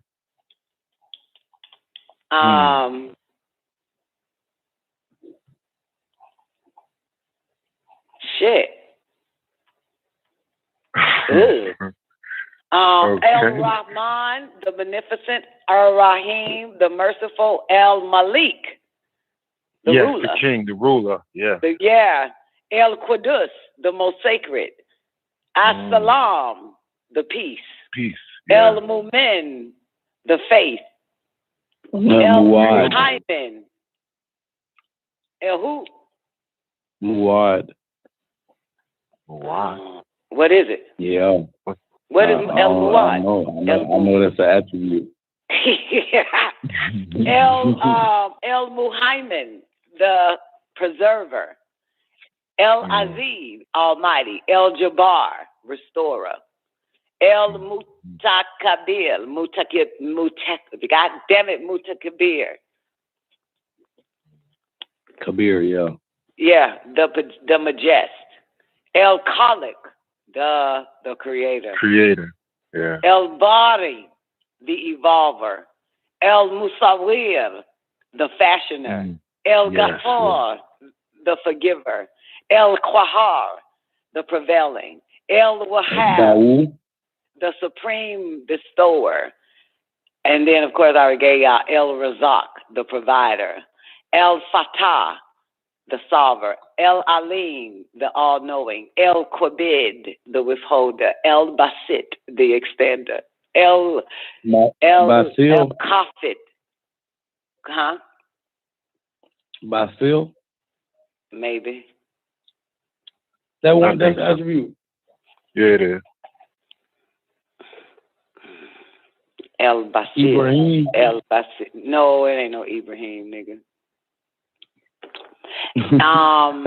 El Rafi, the exalter. El Mu'iz, the honorer. El Muzil.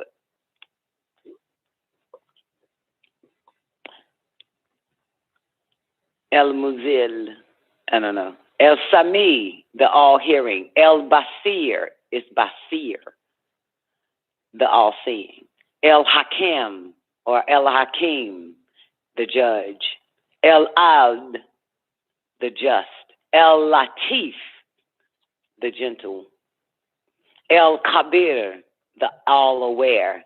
El Halim, the most forbearing. El Azim, the magnificent, the supreme. El Ghaffur, the forgiver. El Ali, the exalted. El Kabir, the protecting. El Hafiz, the preserver.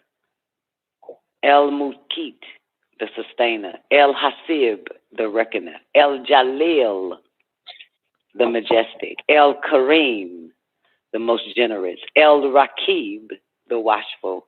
El Mujib, the responsive. El Wasi, the all-encompassing. El Hakim, the wise. El Wadud, the most loving. El Majid, the glorious. El Ba'ith, the infuser. El Shahid, the observer. El Haq, the truth. El Wakil, the trust. El Kawi, the strong. El Matin, the firm. El Wali, nearest friend, actually. El Hamid, El Hamid, El Hamduk, El Hamdulillah, the praiseworthy. El Musi, El Mudi, the originator. El Muid, the restorer. El Muyi, the giver of life. El Mumit, the inflictor of death. El Hay, the ever-living. El Kawum, the sustainer. El Wajid, the perceiver. El Majid, the illustrious.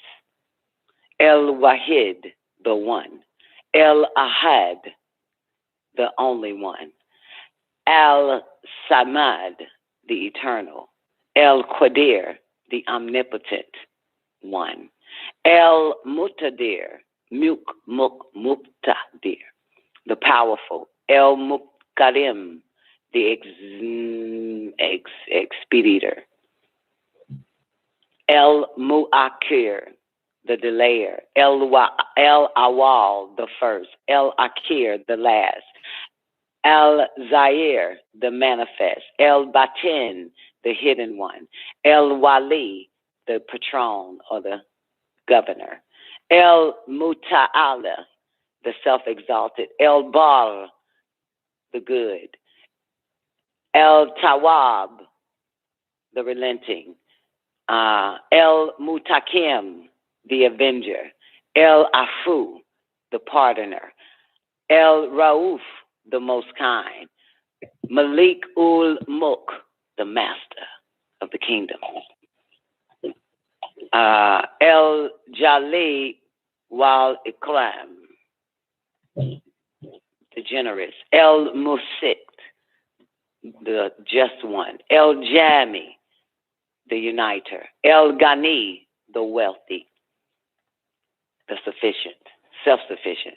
El-Mugni, the enricher. El-Mani, the withholder. Ad-Dar, the distresser. And Nafi, the benefactor. El-Nur, the light. El-Hadi, the guide. El-Badi, the originator. El-Baqi, the everlasting. El-Rarith, the inheritor. El-Rashid, the teacher. As El-Sabor, the patient. Now, imbue yourself with the divine attributes, says Muhammad. Let's go.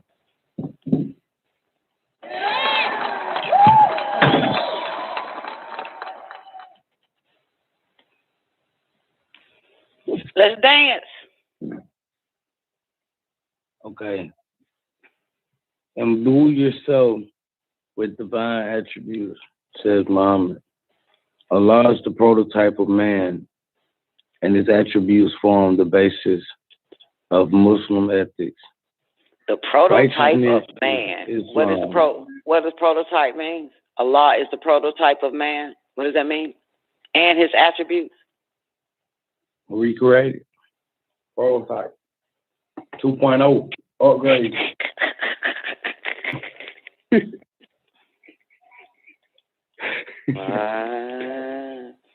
All right, let me read the part right quick.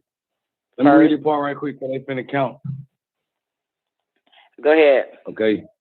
Allah is the prototype of man, and his attributes form the basis of Muslim ethics. Righteousness in Islam consists of leading a life of complete harmony with divine attributes. Sin is to act otherwise. All right, put yourself on mute. Hey. All right, you ready, Tammuz?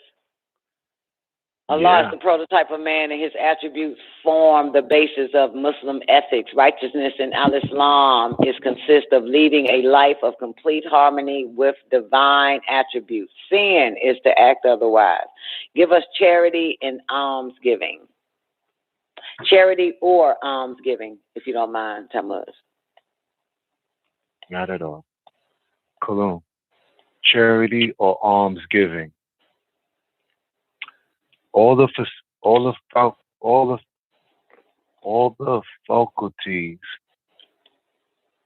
faculties of man have been given to him as a trust from his Lord. All the faculties. I don't like how faculties, like student, like teachers' faculty. Faculty. Yeah. Okay. All of the faculties of man have been given unto him as a trust from his Lord for the benefit of his fellow creatures. It is man's duty to live for others, and his charity must apply without any distinction of persons. All right, let's stop right there for 12 seconds. Faculty, an inherent mental power, or faculty simply means power, potential, intelligence, means, wherewithal, that type of shit. Ability, faculty. So take it from the top again. All the faculties of man have been given to him. Okay. All the faculties of man have been given unto him as a trust from his Lord. All the faculties of man have been given unto him as a trust from his Lord. Has been given to him, not unto. It changes the narrative.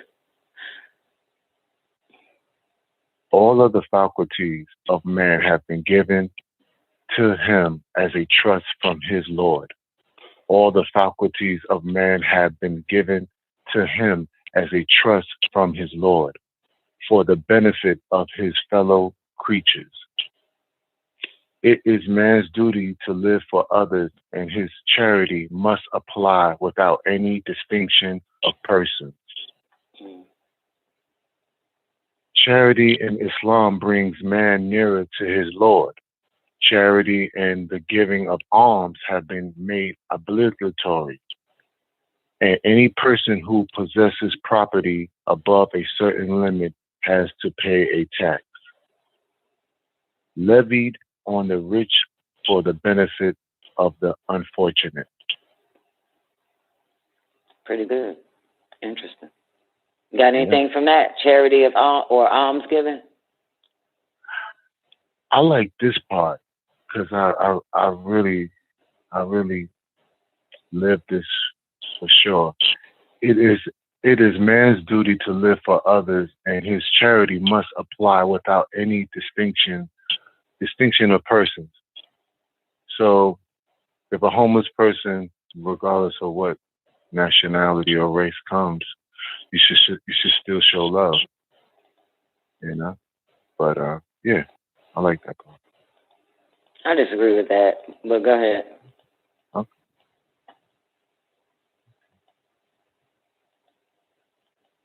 You know, I say this, nah, for real. I get charity from all races. Like like I get hookups or information that's useful for me from all races. So I guess, what you put out, what you get back. Right, but I'm just charity, saying, I get it. Charity, let's look up charity just for the hell of it, because you ain't getting no tax write-off from that shit you doing. Okay. Charity, an organization set up to provide help and raise money for those in need. The voluntary giving of help, they prefer typically in the form of money. And money don't help nobody, because a fool in this money will always part. That's why it's better to give them knowledge if, in fact, they are hungry for it. Charity is also kindness and tolerance in judging others according to this definition.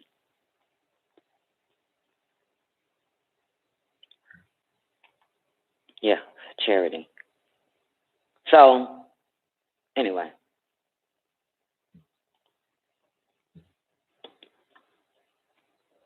So, you mind reading that again? If it is a man's duty to live for others? Okay. It is man's duty to live for others, and his charity must apply without any distinction of persons. Charity in Islam brings man nearer to his Lord. Charity and the giving of alms have been made obligatory, and any person who possesses property above a certain limit has to pay a tax. Let's figure out this giving of alms. It's historical context. It's money or food given to poor. The poor, see, shit like this bothers the hell out of me. Poor means they don't have what? Riches. Hungry means they don't have food. Homeless means they don't have a home. God damn. Like shit. So you give a homeless $5, but he's still homeless. What about giving somebody money to get on the train? They be like, yo, I ain't got no money on my card. Well, I lost my card. I don't know. I'm just saying that Alms, the definition of alms, it says money or food given to poor people. Okay. But they get hungry again. They out of money again. The fuck? Unless we're all poor and the universe provides for us, right? By way of us agreeing to do a service for the universe in exchange for money and food. Because you know damn well if it was left up to you know who, the bad guys, we wouldn't have shit to even give to ourselves or to anybody else. It was really up to them.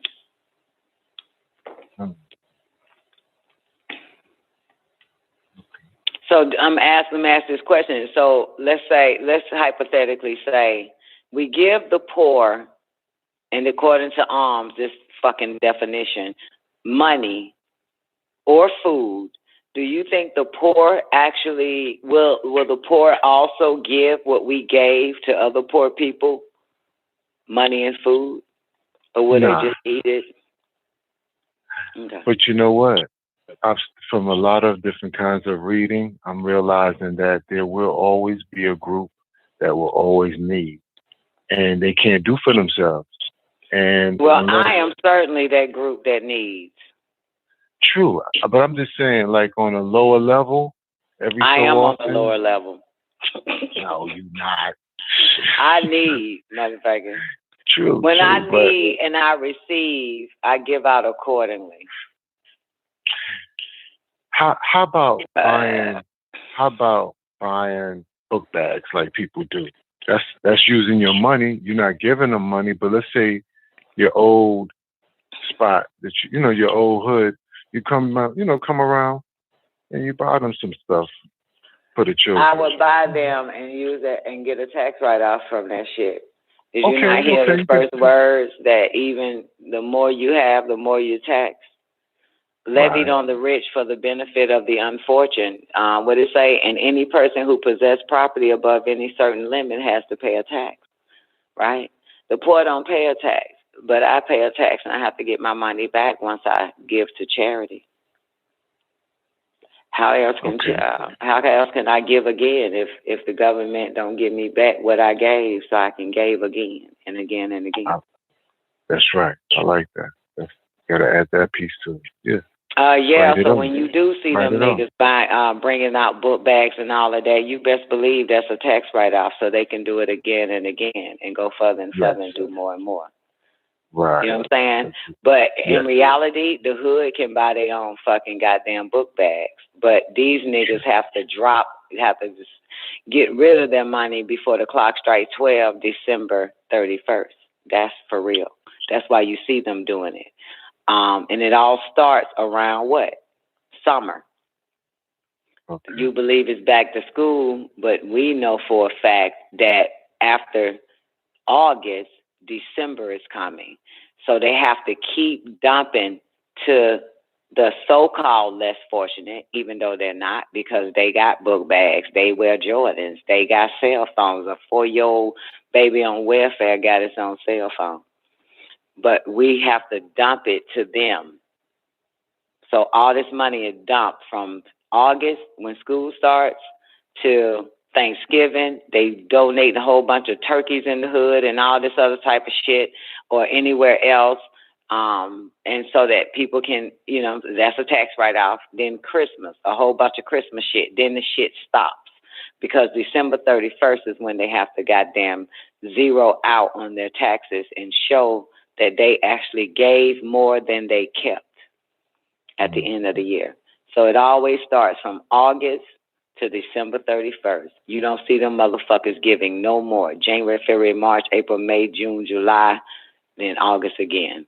Because they got to get rid of all that money. As much money as they can in charity.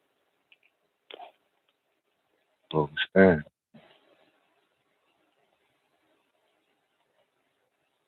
That was the case. They'll do it every day, right? Hosea, feed the hungry. They show up. You know what I'm saying? Food can drives, all these companies start showing up dumping money and also dumping equipment, giving them equipment, all types of shit. All of them have to get rid of shit. Toys R Us have to get rid of fucking toys. Have to get rid of it. They don't want to be holding all that product at the end. You're taxed for that shit too. Wow. Yeah.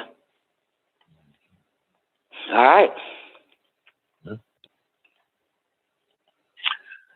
Kuluwm.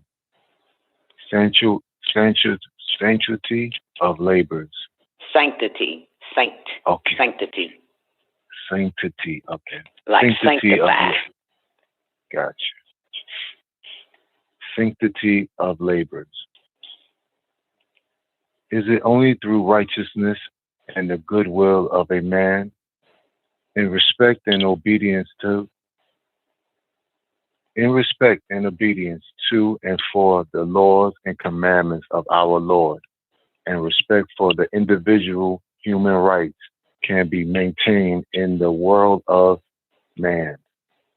From the top again, what did it say? It is only through righteousness and the goodwill of a man, in respect and It's not a question. It's not a question. It's it first. It is only through righteousness and the goodwill of a man, in respect and obedience to and for the laws and commandments of our Lord, and respect for the individual's human rights can be maintained in the world of man. Okay, let's take it slow. It is only through righteousness and the goodwill of a man, in respect and obedience to and for the laws and commandments of our Lord, and respect for the individual's human rights can be maintained in the world of man. Yeah, I think I get it. Good. Yeah, that was great.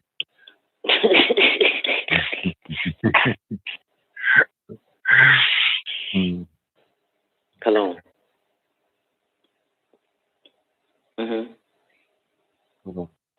But with your help and your goodwill and help and the guiding obedience to the laws and commandments of our Lord in the hands of our Lord. Okay. But with your help. What the fuck did the Lord laws and command man? What are the laws and the commandments for man that Lord, your Lord, our Lord, laws and commandments commanded man and laws of man to man, the laws to follow? Moses. I don't fucking don't answer that. I don't fucking know. Okay. I mean, you can answer that, but I'm saying, you have to tell me where I can find these laws and commandments. Yeah, in respect and obedience to and for the laws and commandments of our Lord, and respect for the individual's human rights. Wait, it's not individuals' human rights. It's individuals' human rights can be maintained. So let's do it again. In respect and obedience to and for the laws and commandments of our Lord, and respect for the individual's human rights can be maintained in the world of man.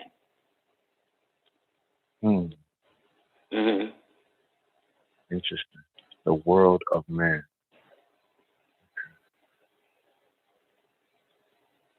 But with your help and your goodwill and help and the guiding obedience to the laws and commandments of our Lord in the hands of our Lord, we can restore peace in the world, security of our person, and security of our homes, and the homes of our human brethren. And this can only be accomplished through Islam. This can only be accomplished through Islam. Yes. And this can only be accomplished through Islam. You must work hard in order to create industries of your own, in order to be able to employ yourselves and your human brethren alike. You must work hard. You hear Yes. that? You must work hard in order to create industries of your own. Ain't no need of working hard if you're not creating a goddamn industry of your own in order to be able to employ yourself and your human brethren alike. What's the point of working hard? We hear a whole bunch of men from the old days talking about they work hard and shit. Did you create any industries? I get it. You know, you slave for the white man. That's hard work. But did you take the crumbs that he gave you to create a fucking industry of your own so you can employ yourself and your human brother alike? What's the point of working if you don't plan on goddamn creating your own industry? That's right. Come on, Sheikh Dawood. What's next? You must stop depending upon others for livelihood and servants to those who do not have faith in the Lord our Creator, who respect and regard not his holy laws. One more time. You must stop depending what? You must stop depending upon others for livelihood and servants to those who do not have faith. Yeah. Stop depending on those for your livelihood and servants.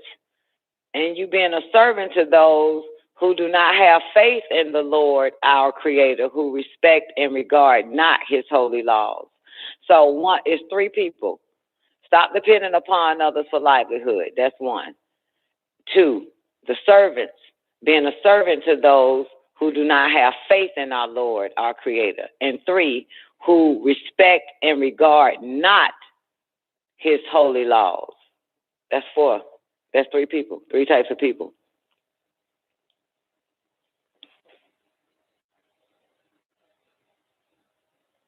Come on, babe. Nor have any respect for your rights, nor the rights of humanity in general. Say that shit. That's a whole bunch of motherfuckers there. Nor have any respect for your rights, nor the rights of humanity in general. So stop depending upon others for livelihood, right? The ones that have no respect for your rights, nor the rights of humanity in general.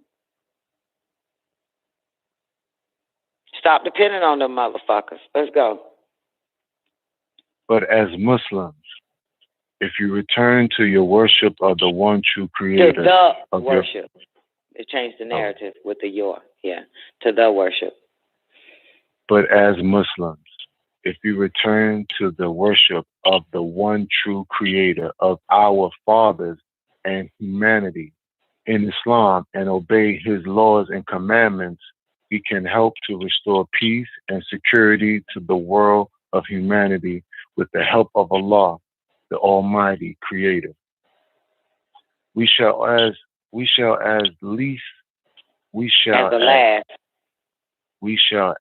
a last warning stay away from evil things, evil and unclean men and women.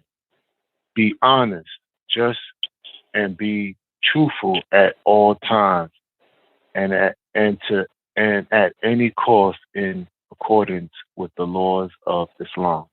Do it again. We shall at last warning stay away from. What should we stay away from? We shall, as a last warning, stay away from evil things, evil and unclean men and women.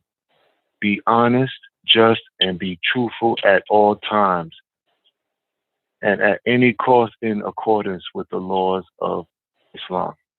Sheikh Dawood, baby. You got anything? Did you see anything? You want to dance on anything you just read?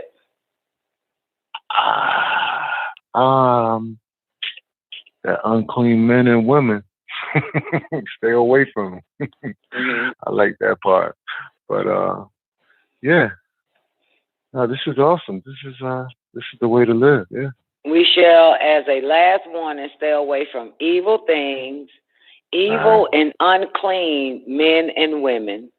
Be honest, just, and be truthful at all times and at any cost in accordance with the laws of Al-Islam.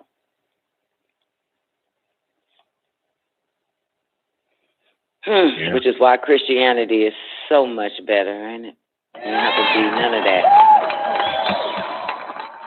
You for real, you don't have to be none of that. That's right. You know what I'm saying? But in the Torah, you do. But in the New Testament, you don't, thanks to Paul. Crazy. Yeah. You know what I'm saying? And he tells you that he used lies to gain his congregation.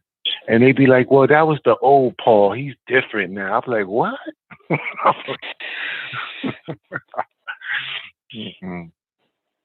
Yeah. All right, let's dance on Clarence 13X. This is our last one. Clarence 13X. What he is, the nation of gods and earth, the 5% nation, splinter group, a whole bunch of other motherfuckers broke out from Clarence 13X and formed many, many groups. You know Clarence 13X? Oh, yeah. Clarence 37X. Mm-hmm. You know? Yeah. I mean, I don't know him, but I know people that were 5%ers and gods, yeah. Yeah. But, yeah. They were people your age because the nigga died in 1969. What year you was born? 72. Okay, and so you end up meeting like niggas your age that ended up being 5%ers, right? Yeah, they kept some of the teachings. Yeah. All right, well, let's get into it then. Supreme mathematics, baby. Knowledge. Let's hear what Clarence 13X has to say. Let's dance. Let's go. Kuluwm.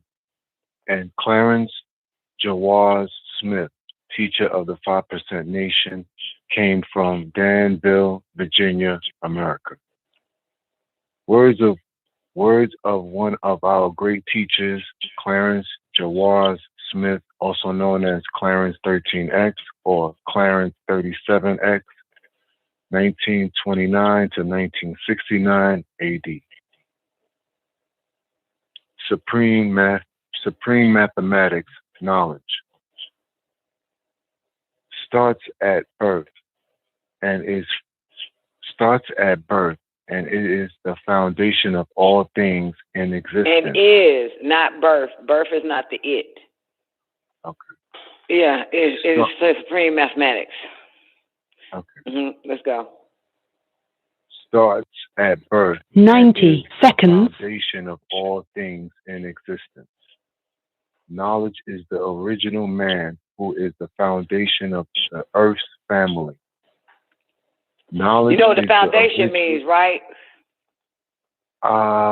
Ground of, the layout. Ground, The ground, foundation, what we step on. So I don't know why y'all niggas tripping. View the foundation, bruh. You lay your ass down, let it step 60 on you. seconds. Foundation is strong. Right. Okay? Not frail, like Noble Drew Ali they talking about. Frail, weak, like your mother. Foundation. You know what I'm saying? If you're going to be it, you got to be the foundation. That means we can put a million things on top of you. That's right. And you won't break. It's the foundation. Absolutely. I agree with this. Since they made you, 187 point some percent.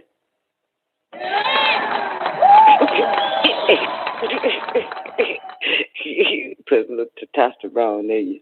10 seconds. That's right. Let's do it again. I want to hear what Clarence 13X says. Take it from start at birth. Starts at birth and is the foundation of all things in existence. Knowledge is the original man who is the foundation of the earth's family. Knowledge is simply to know. Right knowledge is to know the right way to use it. Knowledge is simply to know. Right knowledge is to know the right way to use it. There's a big difference. For sure. Knowledge is simply to know. Right knowledge is to know the right way to use it. How? Wisdom comes with age and is the wise word spoken by the original people of the Planet Earth. Planet Earth. Yeah, planet Earth. Women are the moon because she receives her light from the sun, which is the Nubian man, and reflects it onto the star, which is the child. Wisdom is the manifestation of one's knowledge. Understanding grows Wisdom into... he says, wisdom is the manifestation of one's knowledge. Interesting. So what one's know should show a wise being, depending on what they know. You know what I'm saying? Should share your wisdom. Yeah, that's profound. Wisdom is the manifestation of one's knowledge. That's when it's very difficult to find a wise person these days because they don't really have knowledge. Let's go. Understanding grows into an overstanding. You have an understanding when you have a baby's knowledge. Nope. Read it again. Understanding grows into an overstanding. You have an understanding when you have a baby's knowledge. You have an understanding when you have baby knowledge. You have an understanding when you have adolescent knowledge. And you have an overstanding when you are a supreme being. Say that again. And you have an overstanding when you are a supreme being. Not that part. Understanding, I'm sorry. Go to understanding grows into an overstanding. Let's do it again. Understanding grows into an overstanding. You have an understanding when you have a... Nope, stop at A.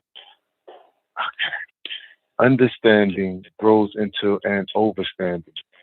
You have an understanding when you have baby knowledge. You have an understanding when you have adolescent knowledge. And you have an overstanding when you have, or when you are a supreme being. Let me say that again. And you have an overstanding when you are a supreme being. Culture is the Nubian's true way of life. Thus, accept the word cult, for you are cultivating your culture, which is Islam, as taught by a God incarnated called Pudding. That's Clarence 13X nickname, Pudding, just for some of y'all that need to know. Yeah. Yeah. Wow. Thus, accept the word cult, for you are cultivating your culture. Yeah. As taught by God incarnate called Pudding. I think Dr. Yo was just threw that nigga nickname in that motherfucker.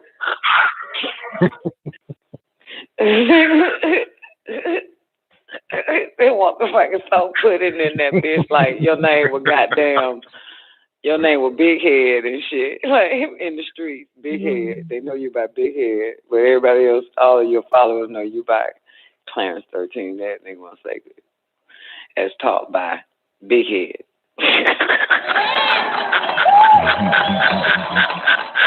As taught by Loose Neck. Come on. Don, you remember he said he had knocked him out in jail one time? No, I ain't never heard no shit like that. Yeah, he had a one-on-one with him one time. Get the fuck out of here. Where's his bone? He said he had a one-on-one and knocked him out in prison. You heard it out his own mouth? Yep. Okay. Okay. And means one. I. That's I. He's about to spell out Islam. Okay. Remember, listen, accept the word cult, for you are cultivating your culture, which is Islam, and means I, self, L, Lord, A, and M, master, which is ISLAM, I, self, Lord, and master. Go ahead, freedom. Okay. Freedom is to free the dumb, the deaf, and the blind into a state of awareness so that they can see that the Nubian man is indeed a deity. Power or refinement. Power is the truth, which is the light of intellect that brings one out of the triple stages of darkness into their true way of life, which is Islam. Refinement is to be clean and purified, mentally as well as physically. You know what purified Equality means, right? It means that you were defiled and now you have to be purified. That's part of power and refinement or refinement. Mentally as well as physically.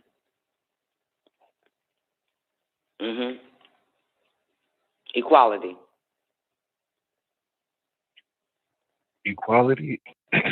Equality is to be equal in all things and in existence, such as knowledge, wisdom, and understanding. And that's interesting, right? This is Clarence 13X, equality. You need to be equal in all things in existence, such as knowledge, wisdom, and understanding. Not Caucasian. Not equal to a damn dog. To a savage. Not equal to the devil. Not equal to the bad guy. But equal in all things in existence, such as knowledge, wisdom, and understanding. Let's go. When you share your knowledge through wisdom and bring forth an understanding, it only shows and proves equality. Knowledge, say it again. What is equality? What does it show? When you share your knowledge through wisdom and bring forth an understanding, it only shows and proves equality. When you share your knowledge through, when you share your knowledge through wisdom and bring forth an understanding, it only shows and proves equality. When you share your knowledge through wisdom and brings forth an understanding, it only shows and proves equality. That right? Knowledge, 1. Wisdom, 2. Understanding, 3. Is all being born to equal 6. God, the number, the letter. God, the letter G, is the 7th letter of the English alphabet. God is a deity that is the original Nubian man who have, God is a deity that is the original Nubian man who has power to build or destroy. Deity is the Nubian man who has knowledge of himself and all his around and all this. Deity is the Nubian man who has knowledge of himself and all this around him. Build or destroy. And don't forget, the word build simply means to change. So God is a deity that is the original Nubian man who has the power to build or destroy. That's right. Right. It's not a bad word. It means to change. So you can build and you can change. You can keep building that which what you don't want to change, or you can destroy that which what you build and change it and build something better. But in order to build, you must destroy. You must change first. Come on. Build. Deity is the Nubian man who has what? Who has knowledge of himself. Yes. Deity is the Nubian man who has knowledge of himself and all this around him. Build or destroy. Build is to add upon. Build is to add on. change, or to elevate. Or to elevate on positivity. Destroy is to take away negativity. Build a righteous nation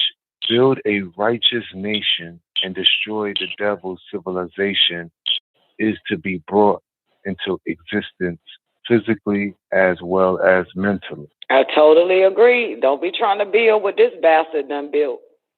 You got to build a righteous nation and destroy the devil's civilization.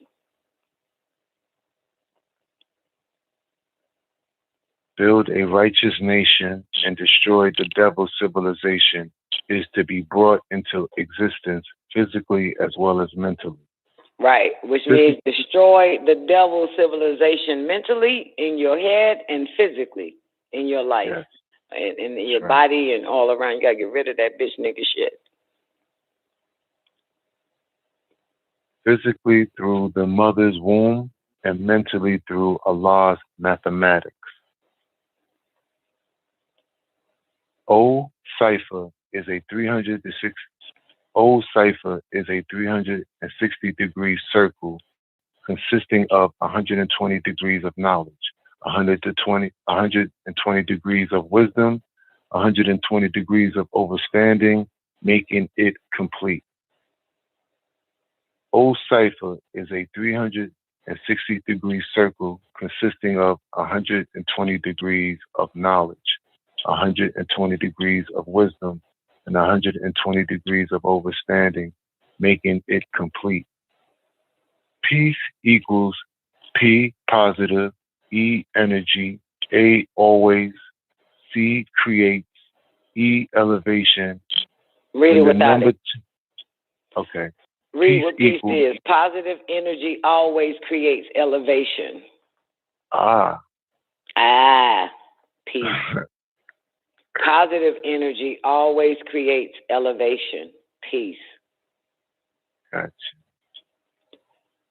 Peace equals positive energy always creating elevation. And the number Y'all niggas want peace? Well, you better create some positive fucking energy. Wow. Positive energy always creates elevation. Wow. Gotcha. Yeah. This is good. You can't tell negative motherfuckers to leave you alone. You have to get away from the negative, and you have to create you some positive energy. Positive energy always creates elevation. I like that. Peace. Yep. It's amazing how all these guys from Noble Jew Ali, Honorable Elijah Muhammad, Sheikh Dawood to Clarence 13X is like all linked with one another. The information. Indeed. Yeah. Indeed. Yeah. Yeah. Yeah, they all link. They puzzles to a huge picture. Pieces of puzzles. Puzzle pieces.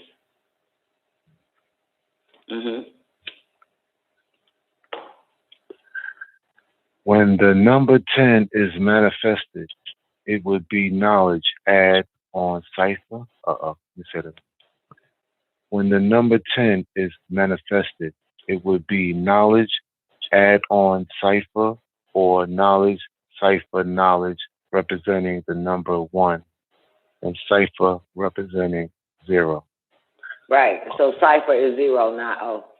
I was just going to let you have it 3 times. Okay. Yeah, Okay. Cipher is 0. Cipher is the 0.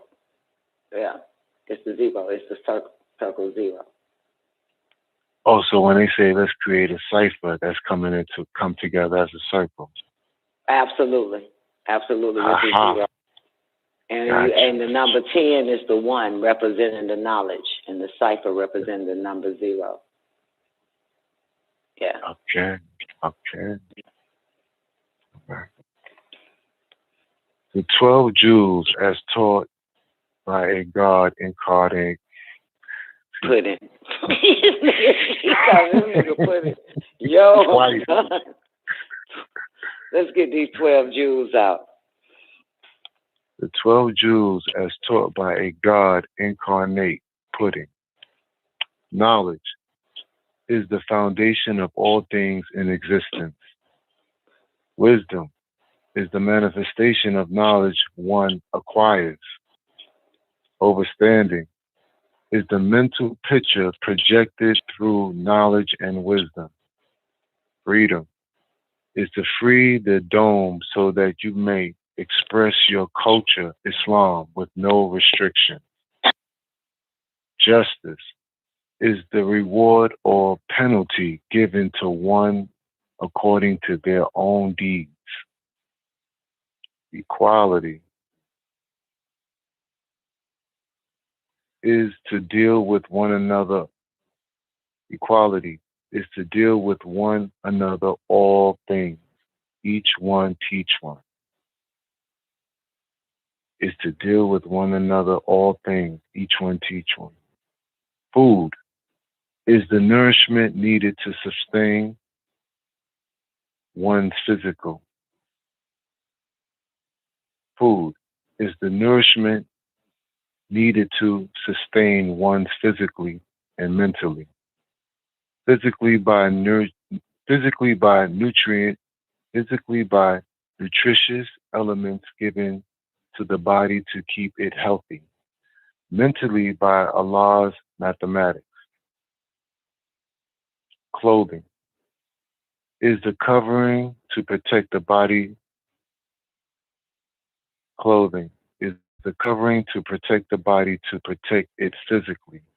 Mentally is the covering of the mind to protect it from negative thoughts or suggestions. Shelter. Physically, it is a home or place of residence where one finds peace and protection from negative weather. Mentally is the mind. Mentally, it is the mind.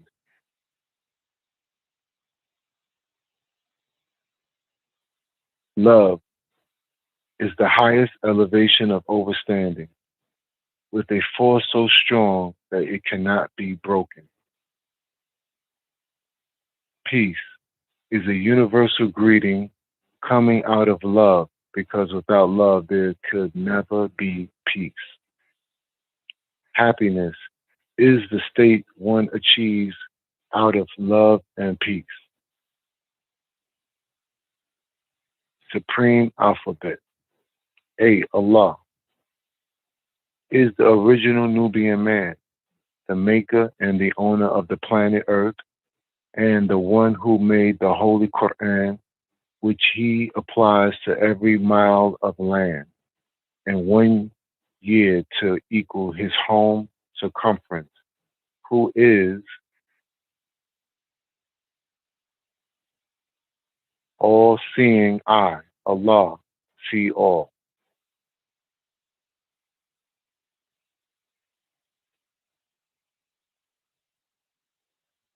Be or born. You must be born physically first. Then you must Wait, be are we born. on the supreme alphabet? Yeah, we're on Can B you now. take it back to Allah? I'm sorry, I missed Okay. it. Okay.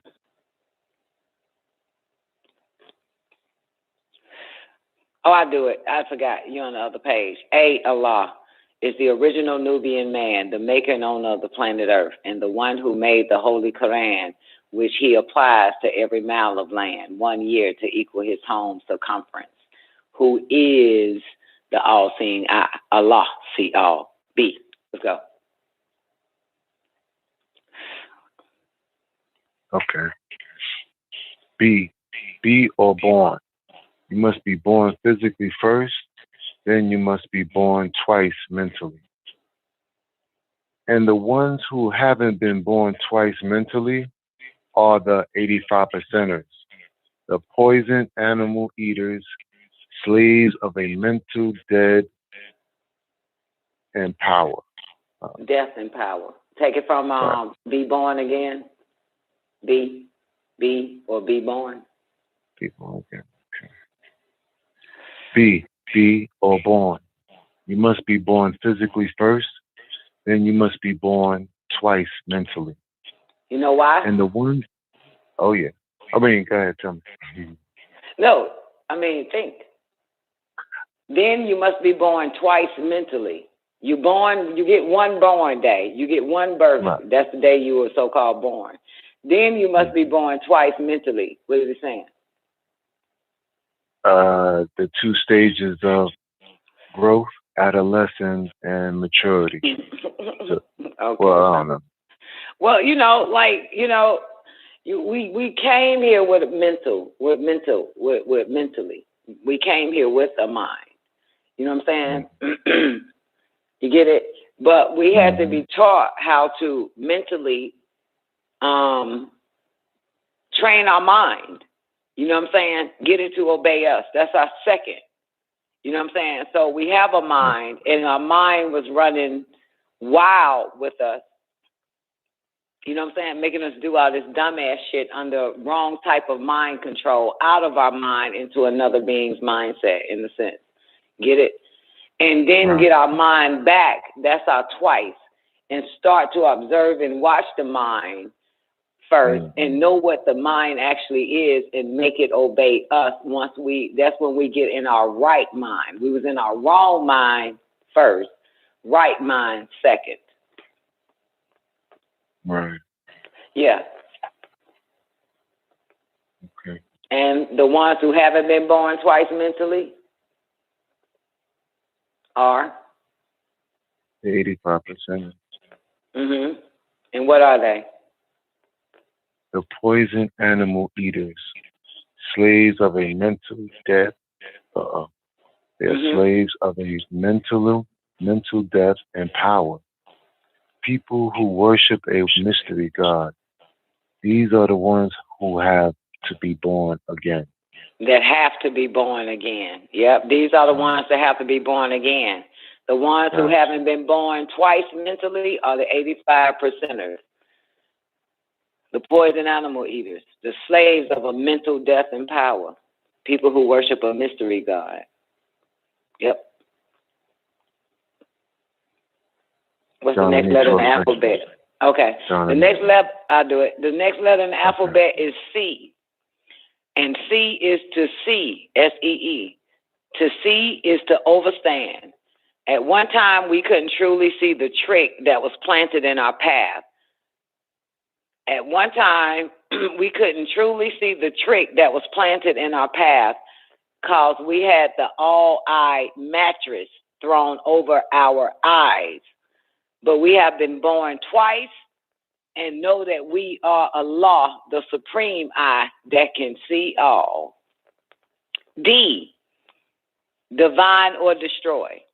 In order for you to be divine, you must destroy all negative thoughts in your brain by building on positive thoughts.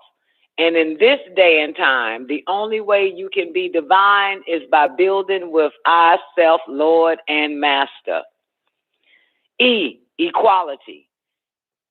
Equality is to be equal in every form of knowledge with your alike in order to take back the planet from the devil, who is the unalike or disagreeable. F, father, is to father, fat her, the young with the knowledge of self, which is righteousness. F, father, is the father, fat her, the young with the knowledge of self, which is righteousness, and by teaching them the science of everything in life, which is love, peace, and happiness. G, God. God is the supreme being, the original man, the one who is a winner without an opponent in everything he deals with. Because God put all things here by wisdoming his power and knowledging his equality from all things he built upon. H, he or her. He or her must refine her with the knowledge of he, which is God, in order to build and born a strong foundation to carry out civilization through the queen, her. I or Islam or EYE, I. I is the only universal way of life for the black man, woman, and child. This is Islam, and the only one that knows and understands this is God. And God must resurrect the dead with Islam, teaching that which brings them to freedom, justice, and equality. Justice, J for justice. All those who can't deal with mathematics will be just ice at 32 degrees below zero because they fail to understand the wisdom of God, which deals just and true with all human families on the planet Earth. K, king or kingdom. The king is the founder of his kingdom, so he must acknowledge the knowledge in his circumference so that he can enforce his laws to be recognized as being the king of his kingdom. L, love, hell, or right. The love is the overstanding, and misunderstanding is what brought forth hell. But this is all going back to the degree of supreme understanding, because this is the only truth that is right and exact at all times. M, master. Master is the one who has experienced a certain type of skill, but the master of all is God, Allah, because he knows and understands all circumferences on earth as well as in the universe. N, now or nation or end, E-N-D. Now is the time for the black man to end all his weak ways, so the black nation on earth can uprise the knowledge of all its creation and put them all in order once again, or surely it will be their end now. 0 or O, cipher. Cipher is a person, place, or thing. It is most commonly called cipher because C-I, power, her, through the equality that I gave her, which is the truth, and the truth is 360 degrees of purified knowledge. P, power. Power, mental and physical powers of a devil is nothing in comparison to that of the original man. The devil has 6 ounces of grafted brain, which are weak and wicked, 100%. But God's power is original, meaning the first, and possesses 7.5 ounces of brain, which put all things here, which is also 100%. The understanding in God is what makes him Allah. Q, queen, the most purified particle of Allah, better known as the true, rich black soil, the mother of civilization, who has the scale of justice within her, but is still blind to her powers, which is being queen of the universe and earth below, but has the power to control both from the energy that God gave her. Aura, rule or ruler. God is the only ruler there is. By acknowledging his building powers and making it born to all planets of the universe, they can go accordingly to it and bear witness to who the true ruler is. S, self or savior. You must be a savior to yourself so that in the atmosphere you're in, you can be capable of saving self for the best part, because self is the nation of the 5%ers from knowledge to born self. T, truth or square. The truth is only light that can stand by itself in the surrounding darkness and yet be noticed shining in the square of the universe, which is 360 degrees. When the wisdom adds a cipher, it shines that energy of truth breaks through darkness. You, Y-O-U or universe. You are the universe because you are the producer of the sun, moon, and stars, the original people. V, victory.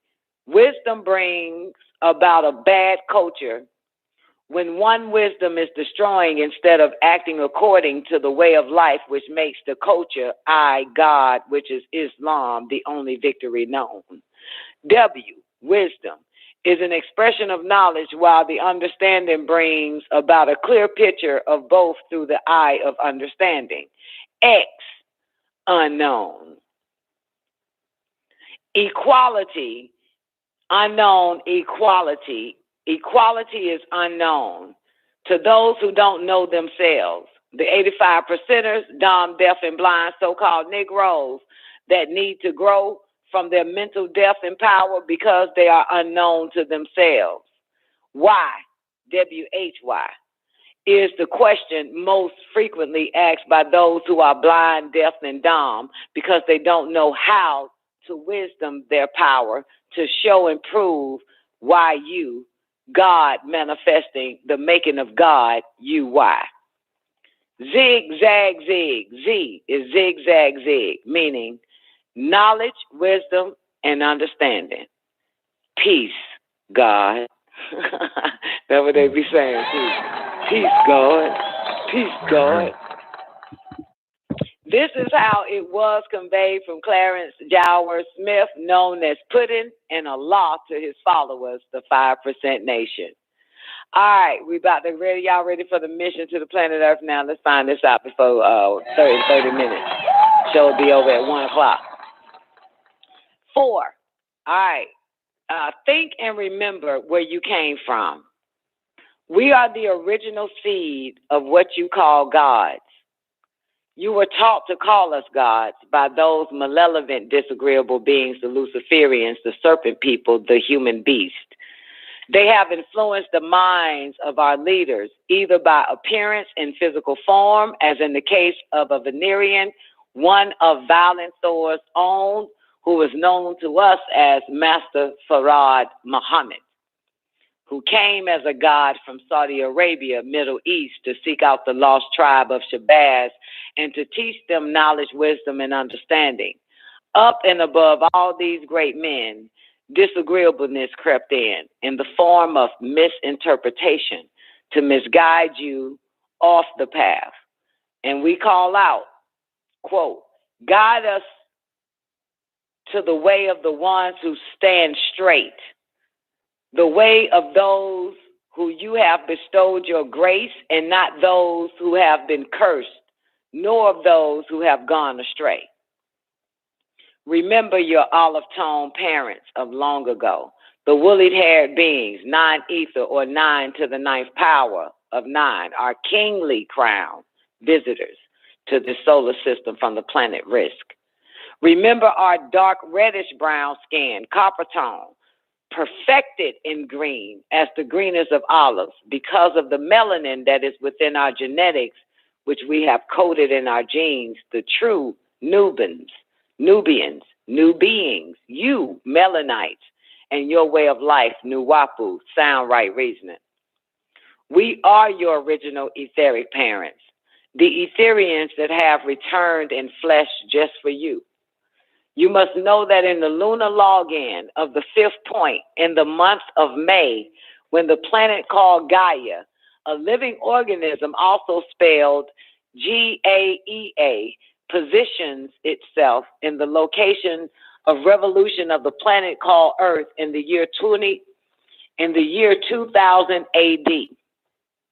You must know that in the lunar login of the 5th point in the month of May, when the planet called Gaia, a living organism also spelled G-A-E-A, positioned itself in the location of revolution of the planet called Earth in the year 2000 AD of the Gregorian calendar, and the gate in which you refer to as heaven, and this great vortex when open in 2003 AD of the Gregorian calendar, and the planets will have realigned themselves in the day of May 5th, 2000.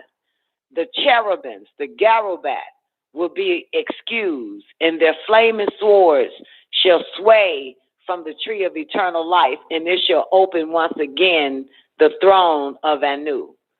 In the month of December, in the year 1997 of the Gregorian calendar, on the solar calendar, which is used throughout most of the world and is sponsored by Pope Gregory VIII in 1582 AD, as a corrected version of the Julian calendar, which was a solar calendar introduced by Julius Caesar's astronomers in Rome in 46 BC, having a year of 12 months and 365 days, and a leap year of 366 days every fourth year.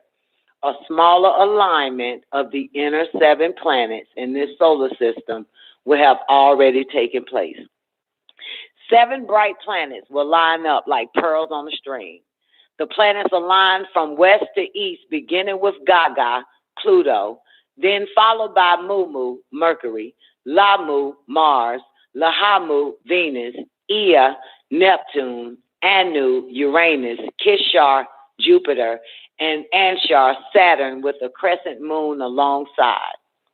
This will be the alignment of the major planets, and the mothership Nibiru, whose diameter is 63,408 miles and can make itself bigger or smaller, will be nearing your solar system and waiting on the other side of the asteroid belt, which is the necklace of the firmament beneath the firmaments, for the time which will be in the lunar login of the 12th point in the month of August, when the planet called Earth positioned itself in the location of its own revolution in the year 2003 AD of the Gregorian calendar, which is when the vortex will reopen. And it's coming up again for those that don't know, 2023, August. Nibiru's appearance on November 15th was confirmed by scientists with the coming of a comet named Hale-Bopp after its discoverers, Al Hale and Thomas Bopp, in the year 1996. Due to the size of Nibiru, which is 63,408 miles, if it was to come near your planet, its gravitational pull will begin to tear away parts of Tiamat and cause the other planets on this side of the asteroid to draw into each other. So Nibiru stays on the other side of the asteroid or firmament, where the planets Jupiter, Saturn, Uranus, Neptune, and Pluto are. It is then that the Shams, passenger craft, will reach the planet Earth, coming forth to you for the rebirth of the elite few, the 144,000 from the moon base, forming the 6-pointed star and crescent in the sky as your sign.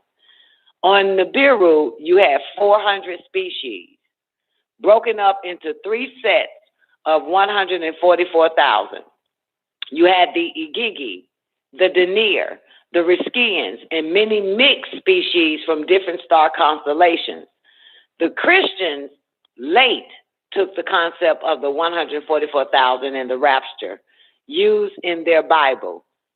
If we are blocked, we shall continue to try to abduct you until the lunar login of the 26th point in June, when the Earth positioned itself in the location of revolution of Earth's year 2030 AD of the Gregorian calendar. This is what so-called Christians call the rapture. This would involve a telepathic message from Nibiru, which could be dangerous to those children who haven't raised themselves to a certain level and would cause a shock to their nervous system. Many of you would be cut off. Let me stop that. Many would cut off, causing us Many would cut off causing us to sever our etheric tie, although it may be a necessary step. Know this, my child.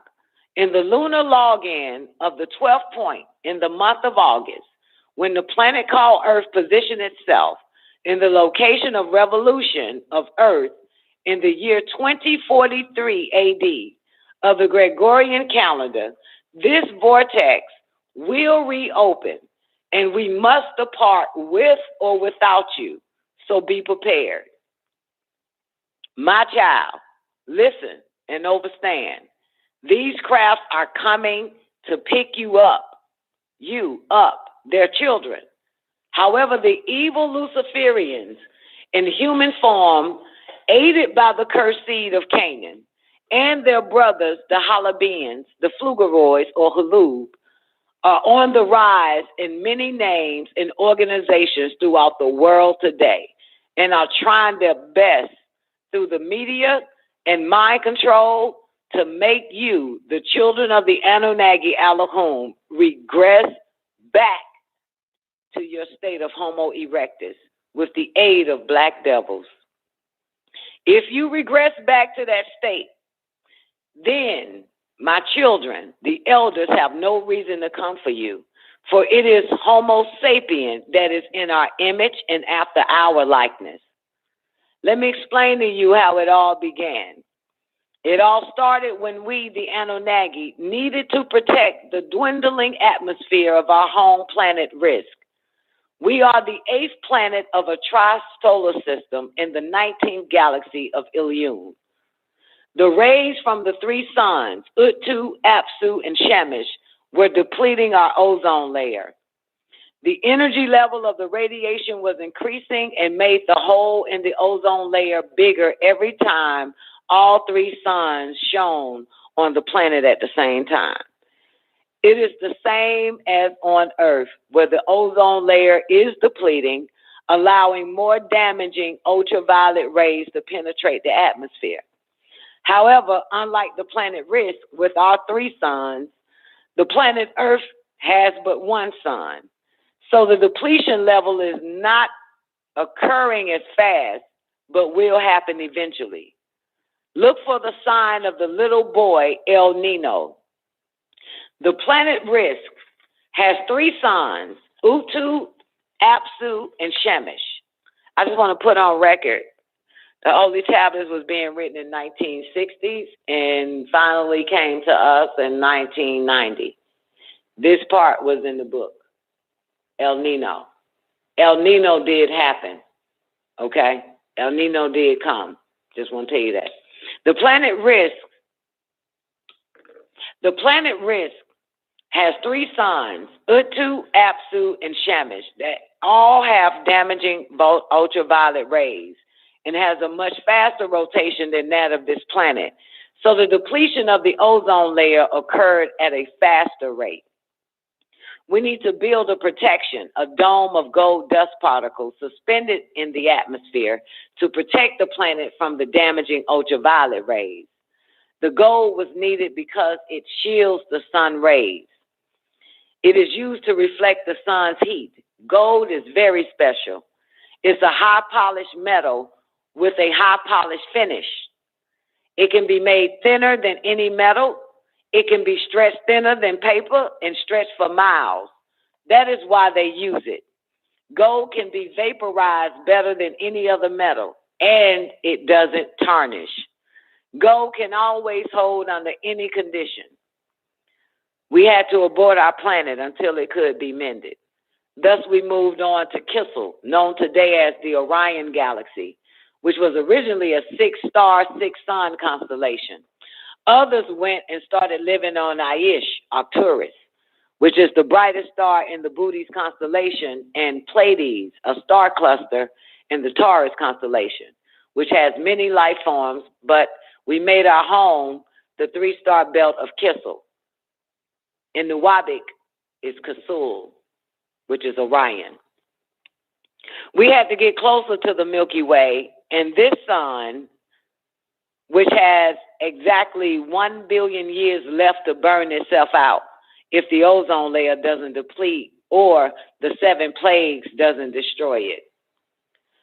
We moved to Lamu, which means deity of war, what is now called Mars. Then we moved on to Gaga, Pluto, and various other planets, and set up civilizations as the moon and as in the Canis Major star constellation. That is why the face on Mars is believed to be that of a Homo erectus, when it is in fact the face of the Homo erectus being cloned into Homo sapien, the face of the car, whose name is Cadman, called the Adama Project. It looks like the Sphinx face. The face is thought to be the pharaoh Khufu, when in fact it is the Egyptian deity Osiris. Standing at the base of the face, you would see to your left in the distance, massive pyramids, similar to their Egyptian counterparts, part of the city complex. Within the cluster of pyramids called the city, there are 7 major pyramidal forms in various states of preservation. Among these are some half a dozen smaller objects. Some have pyramidal forms, but others have apparent domes, cones, walls, and buried rectilinear markings to the southwest of the main complex. Anunnaki Elohim came to the planet Earth to set up the first laboratory called Shemti that you call in Egyptian civilization on Earth, called Ta or Ptah, Ta. This occurred 450,000 years before coming to Tiamat Earth. They were followed by 1001. The name Uttu, the sun as Ra, the sun and the head deity they call Osiris, who is Usir after the Sirius or Sirius star constellation, also called Sothis. Also called Sothis in Greek and Sept, like September, in Egyptian. We Anunnaki originally came here to this planet Earth to mine for gold that we would take back to our planet Risk. First, we sent Rumardians, who built androids, which are machines that are almost human, called robotoids, robotic machines. Then, biologically, gravitation was added, needed for thinking beings to complete the mission. So the Anunnaki were sent to scout and survey this very planet. When Anu first came to Ta, called Earth or Terra, 500,000 years ago, the dragon people or Draconian and the snake people were already here living in vast tunnels under Earth's Terra's crust, or some lived in the deep seas to protect themselves from the frequent radiation storms and magnetic shifts. The atmosphere was being disturbed by frequent radiation storms, which was caused by electrical storms from the sun due to the crash of Nibiru. The planet was still in the process of healing. The snake people have a variety of body types, ranging from human-like, some are half snake or reptilian. They can see in the darkness and have telepathic abilities. These beings were unwilling to share the planet with the Anunnaki. Anu wanted the gold to take back to his home planet and Risk. However, the dragon people feared that Anu would not respect their peaceful ways. They had spent years setting lines of magnetic energy and grids around the Earth, and they had constructed endless tunnels beneath the Earth in cooperation with the snake people.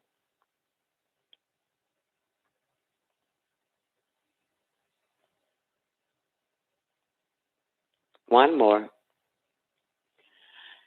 The energy vortexes which power their civilizations are in these tunnels, along with enormous stores of precious stones and metals.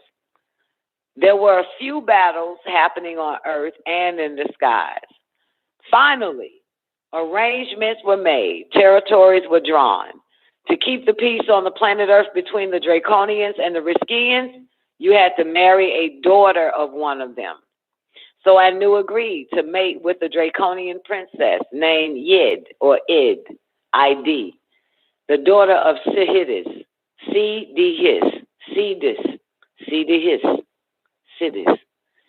the president of the Draconians, to seal the alliance, and he gave Id to his wife/sister, to Anu's wife/sister, Antun, to be her highest servant. They gave birth to Nu Dinmud, Ea, and he was to be ruler of the earth. Nu Dinmud educated on Nibiru. He became a master scientist and builder. Anu then sent a group of Anunnaki to start mining for gold on Tiamat. The leader amongst the Anunnaki was Ea, meaning he whose house is water, son of Anu, son of the Anunnaki Anu, and the Draconian Id, or Iyyd, Iyyd. After crashing down in what is called the Persian Gulf today, he established a city and called this name Eridu, meaning home or away from home, or whose house built in the far away, Eridu. And he became known as Enki. He received the name Enki when he landed to the planet Ki, Earth, meaning ruler of Ki, Earth.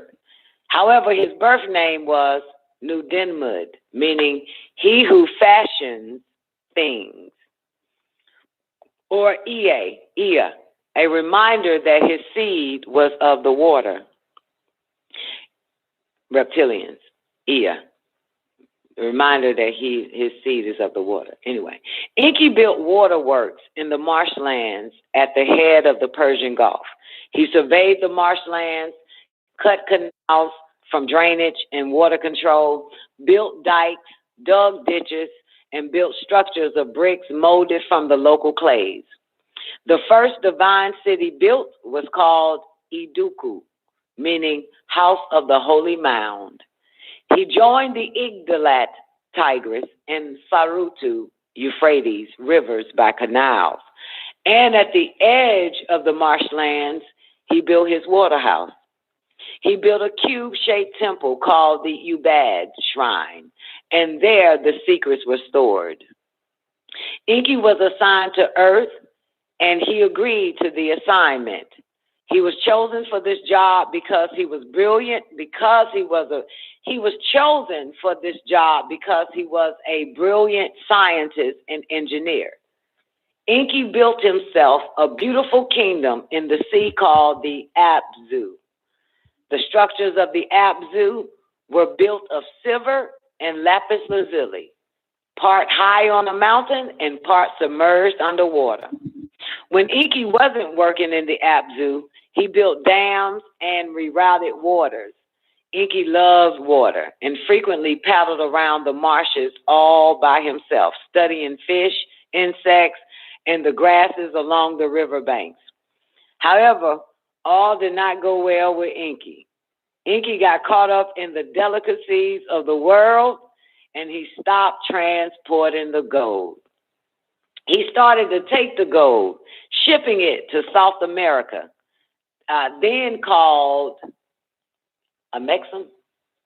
Am I right? I got to turn some pages.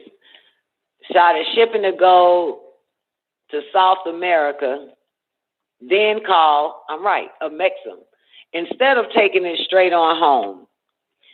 Enki started to keep and store the gold for himself. Then he began to wear the gold. It should be known that up until this point, the Anunnaki did not wear gold.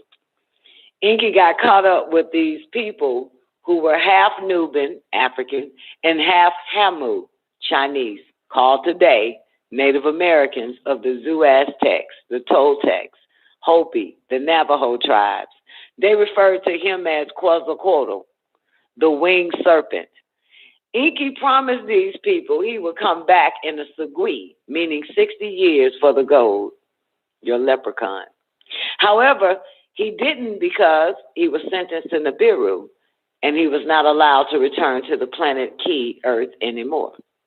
This is why 6 cycles later, here we go, a man by the name of Abu Bakari II of Mandingo, Malian, came over to the shores of South America, which was then called Amexem. He was believed to have been Quetzalcoatl, or Enki. When Abu Bakari came here, he was clothed from head to foot in long flowing white robes and a turban. He looked like a true child of the sun, burned dark by its rays. His black hair and his beard stood out against the blue canopy, which he stood out under the Aztec tribe. you could see the outlines of the great golden bird, the serpent-slaying eagle, which they thought was a sign of Quetzalcoatl coming back. They thought was a sign of Quetzalcoatl coming back as he had promised. It was said he would come back by way of the sea where the sun rises. It was exactly 6 cycles since he disappeared. Thus, when Abubakar II appeared to the natives in 1311 AD, he had a white beard, he wore a long white robe, and he came from the east, the land of the sun, in boats, in the same manner as Quetzalcoatl had promised. Abubakar II wanted to do something different, something new, and something from which there was no precedent that would keep his spirit quick and young with a lifelong excitement. He made a deal with his half-brother, Mansa Musa, a Malian ruler, and he split the gold and riches in half, making both of them extremely rich.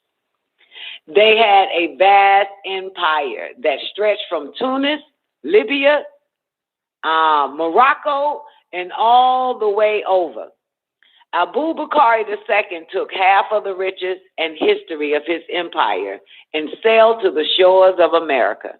He appointed his half-brother Mansa Musa as king before he left in 1311 AD. Abubakar II kept in touch with the captains of the fleet by means of the talking drum.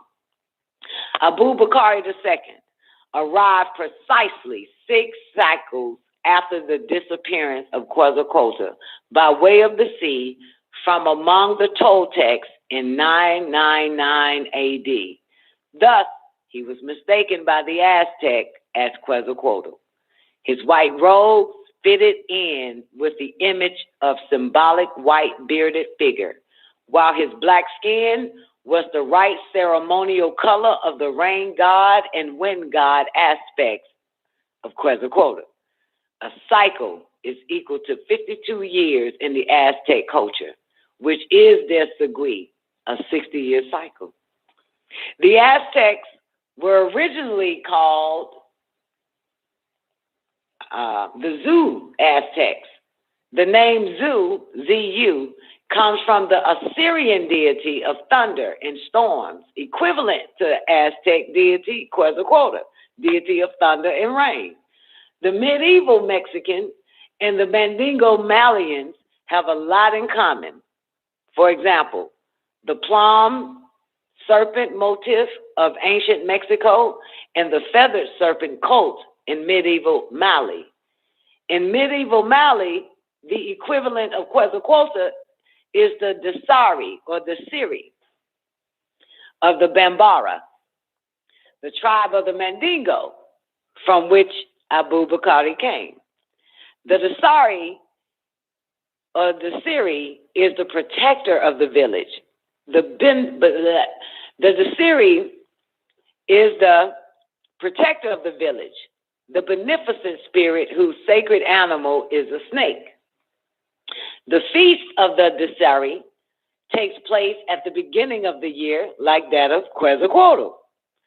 The Dasiri hold a dancing ceremony called the Kuar or the Kor, in which the dancers wrap themselves in thorns or lacerate their breasts and armpits.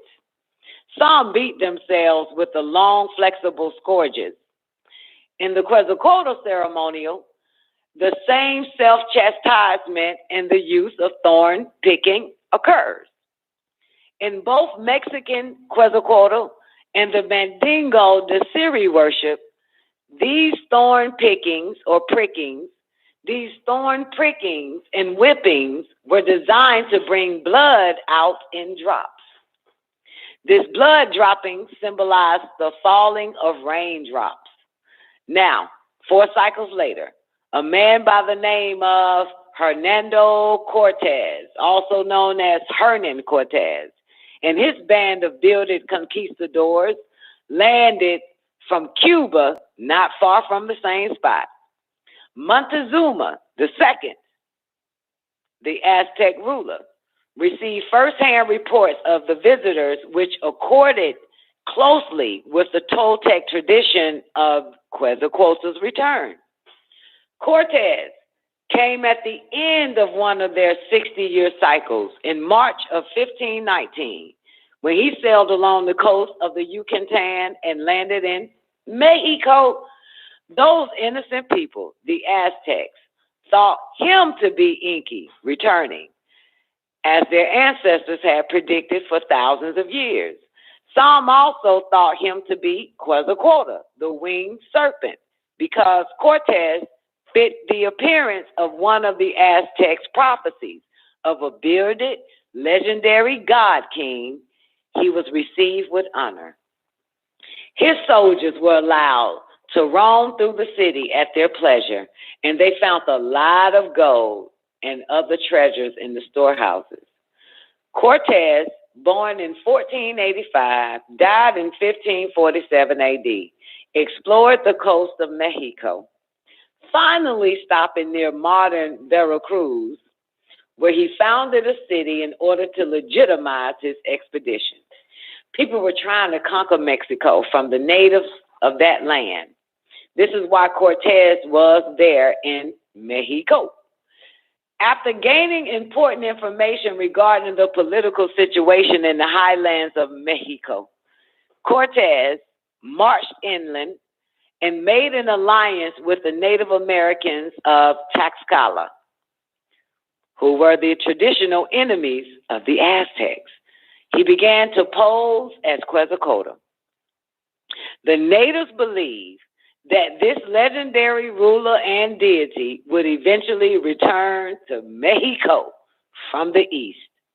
Thus, Montezuma II, the reigning Aztec king, was too mystified to organize resistance, and the Spaniards entered Tenochtitlan, city of Tenoch, named in honor of their ancestors who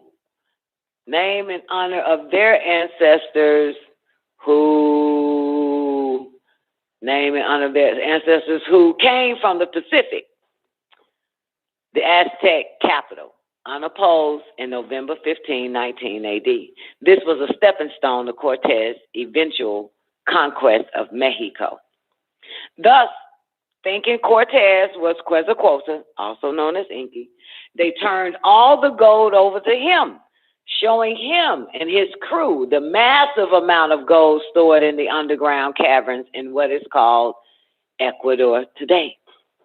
Cortez was easily thought to be Inky because he was 6 feet tall and he had a beard like the description they had of Inky, when in fact he was not Inky. He was a Spaniard of European descent, part of a larger plan to deceive the Native Americans out of their gold.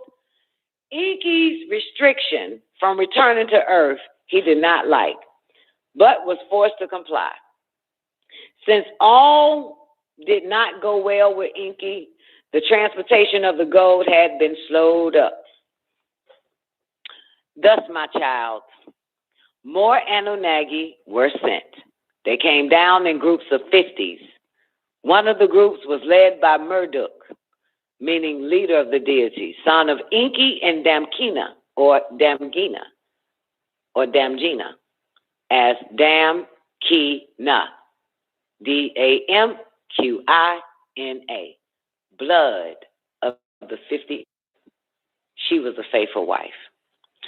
The plan that Inky had, which was to extract gold from seawaters by laboratory-like process, did not work as well as expected.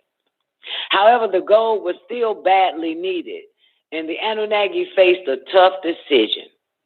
To abandon the project was out of the question. So they had to find a new way of getting the gold, which was through mining.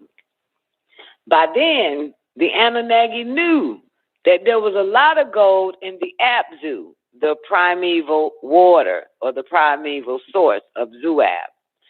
Abzu was also called Manadapa, located in what is now Zimbabwe, formerly called Rhodesia.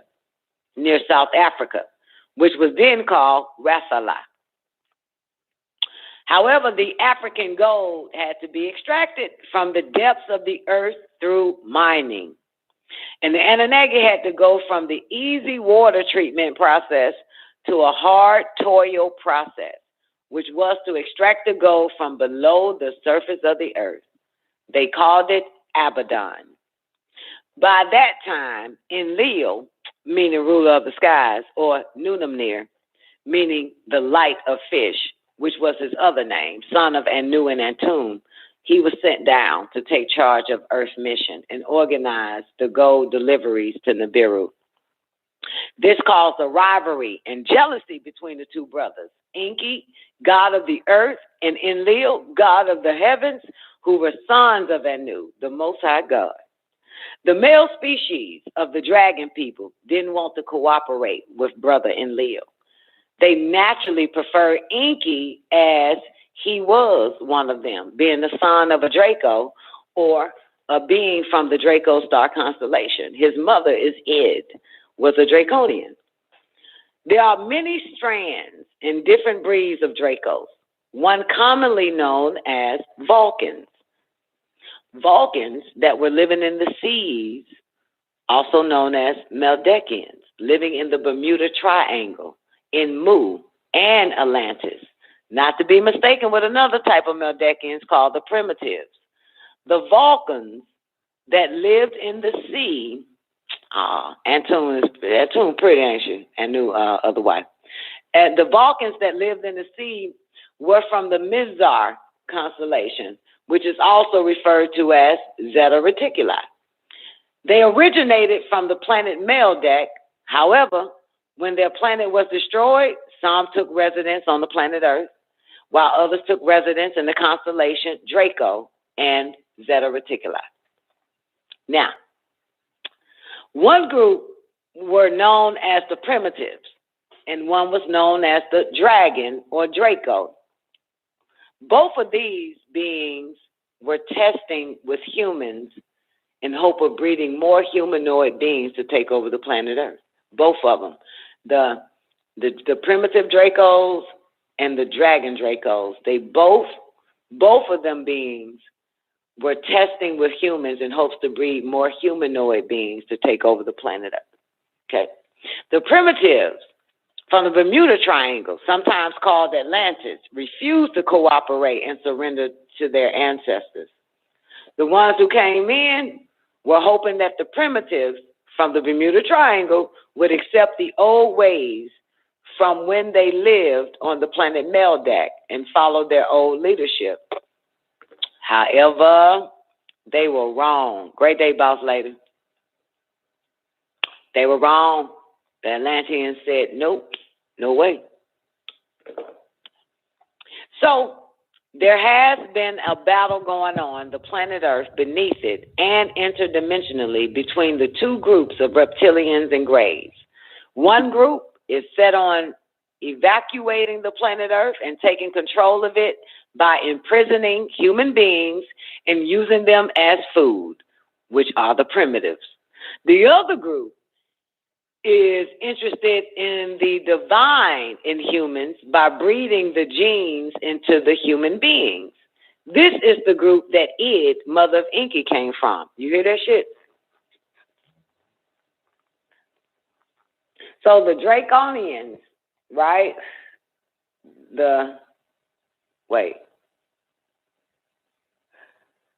Two groups. One are the primitives, and the other one are called the dragon. The dragon is the line of Id, J1. You hear this? So the primitives, the ones that set up in Mu and in the Bermuda Triangle and in Atlantis, they are the ones that wants to evacuate the planet and take control of it by imprisoning human beings and using them as food. They are the primitives.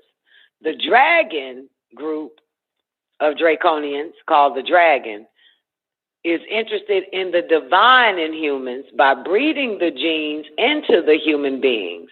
This is the group that Id, mother of Enki, came from. The word Zeta, Z-E-T-A, Alpha, Beta, Zeta, is the 6th letter in the Greek alphabet. The early letter Zeta, Z-E-T-A, was originally an I.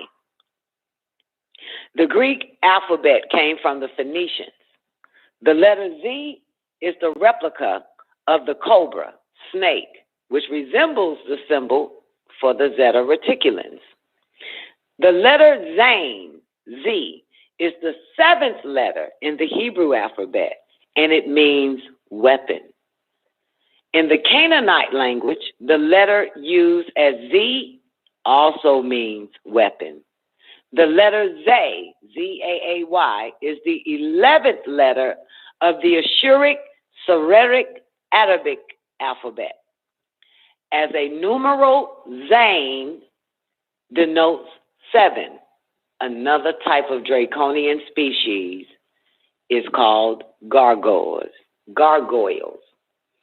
that have special wings, which are flaps of skin supported by long ribs of dracona. They can be folded back against the body. It is obvious that the qualities have been ascribed to vampires. Take a close look at this word, vampire. V-Empire. So what do you get? Vulcan Empire. The male species of gargoyles are called Valkyria. Maybe that's Valkyrie. Valkyrie. Now you'll find Valkyrie in Marvel Comics. Valkyrie. Marvel Comics. Thor. Watch all of Thor. Watch Endgame.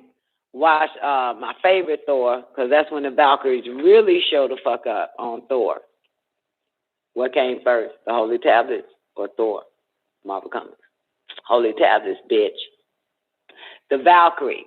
I can't remember that light-skinned chick name. She was one of the warriors in the Valkyrie. She was a Valkyrie, right? Yeah. So, anyway, but the male species of gargoyles are called Valkyria, and they have the ability to fly. They nurture the eggs, and the females just lay them. These beings are also known as the dragon race, and the symbology usually includes the winged serpent. There are elements of their species which do not have wings, called the soldier class in scientists. There are many different breeds of draconians, just as there are many different breeds of humans. The draconian women loved Enlil because he was bringing down groups of Anunnaki men to Earth, which gave them an opportunity to copulate with them. The leader amongst the draconian, Sidis, felt that if they mixed their seed with other beings, then they would be included in the Interplanetary Confederation. However, whatever decisions Enlil made, Enki disagreed with. This caused chaos on Earth. However, Nudenmud's, Enki's, and Nunamir's, Enlil's disagreement, Enki is Nudenmud, Nunamnir is Enlil. So, however, Enlil's and Enki disagreement began when Antun, the wife and half-sister of Anu, gave her highest servant, Id, to her husband for Anu to bear him a child. Antun gave Id to Anu because she could not beget children.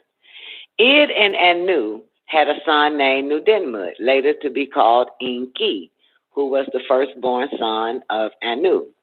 A messenger came to Anu to tell him that Antun would bear a child, whose name would be Nunanir, later to be called Enlil.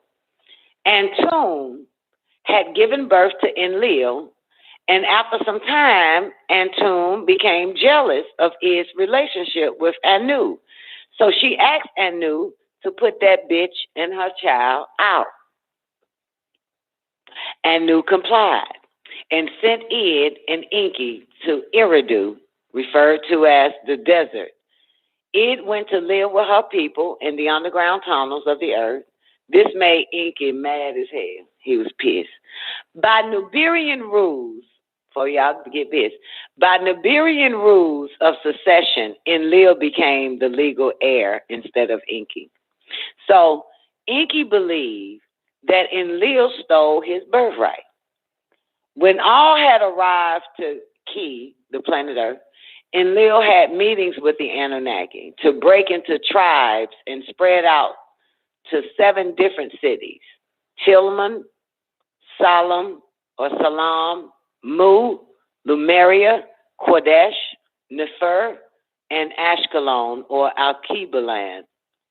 However, Kakael and Nusku could no longer take the blasphemy of Nudenmud, who named the city after himself, Nud or Nod, and welcome all sorts of outside beings who had come to the planet Earth, who wandered in and out. He called them aliens, set up laws and borders with restrictions, creating the first immigration laws. That's right. Inky gave many khutbahs, sermons. Inky gave many sermons that were supposed to be a morale builder. Inky gave many khutbahs, sermons that were supposed to be a morale builder to prepare the Anunnaki for this new frontier. However, Inky did the contrary, and many were weak that had listened to him, and they never did this kind of hard work before. Mining was new to them. Okay? Inky was trying to help them while they were mining for gold. That's what it means, okay, for some of you motherfuckers. He's supposed to boost up their morale, but mining for gold was hard and they was weak, you know. They couldn't do it. They couldn't do it. The Anunnakis couldn't fucking do that hard work. It's amazing humans do it today. They got mining companies and people goddamn want to mine and work for mining companies, humans, because they created humans to work. However, Inky did the contrary, and many were weak that had listened to him, and they never did this kind of hard work before. Mining was new to them. Many left their families behind on Risk and other planets where families were. So Inky sounded very impressive, and also because Enlil was not present to speak on behalf of his father's rule. He, Inky, utilized the migration of Anakites, who were the giants in the earth as well as warriors. Inky made them his Lugal, warlords, and head of his own police department. They robbed villages, village after village, confiscating the wealth.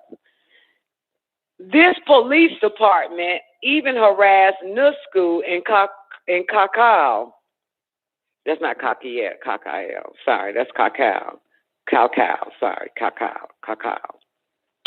So the 600 that came to Ki now broke up into 2 groups of 300 each, male and females. They broke up.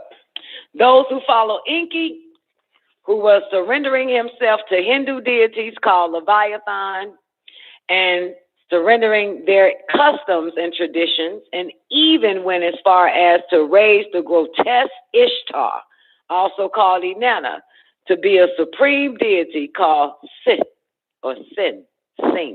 That's all the Hindus, Indian last names is S-I-N-G-H, Singh, or Sin.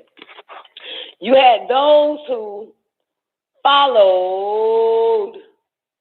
Oh shit, my back hurt like a motherfucker. I knew that. I knew when I got on this topic, y'all niggas gonna start talking, start typing and shit. Anyway, then there were those who followed the ruler Enlil. Ethereum said Inky was a dirty motherfucker. I feel like Inky. Huh? I do. I sure do. I like that dirty motherfucker. Maybe because we're family on the other side. By Draconian. We're fam by Draconian. by Dracos.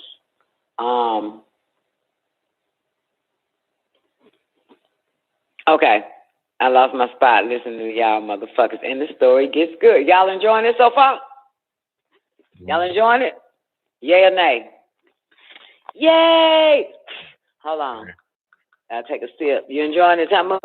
Can you see it? Yes, ma'am. Yeah. All right. All right, here we go. I like Baba. Baba remind me and Leo. All right. Once Nusku and Cacao could no longer take the things that Inky was doing, Nusku and Cacao. Another name for Nusku, you humans, is the angel Gabriel. Okay? All right, let's move on. Once Nusku and Cacao could no longer take the things that Inky was doing, they moved on, ship after ship, until they found open plains in the Sinai Peninsula.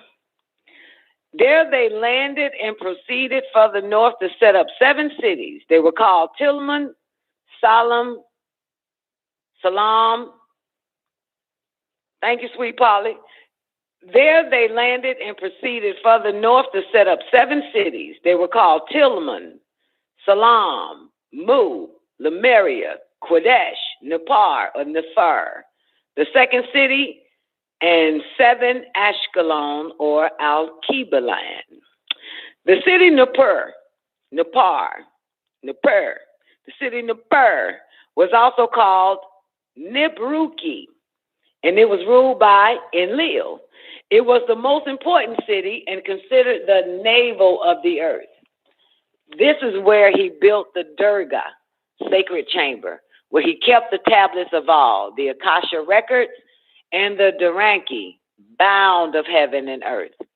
So he kept a few things. He kept the tablets of all, the Akasha records, and the Duranki, bound of heaven and earth. The Duranki was a communication satellite station built to be used as a bond between the Anunnaki living on the planet Earth and those that manned the craft Nibiru, the Igigi. I say bond, right? Bond of heaven and earth.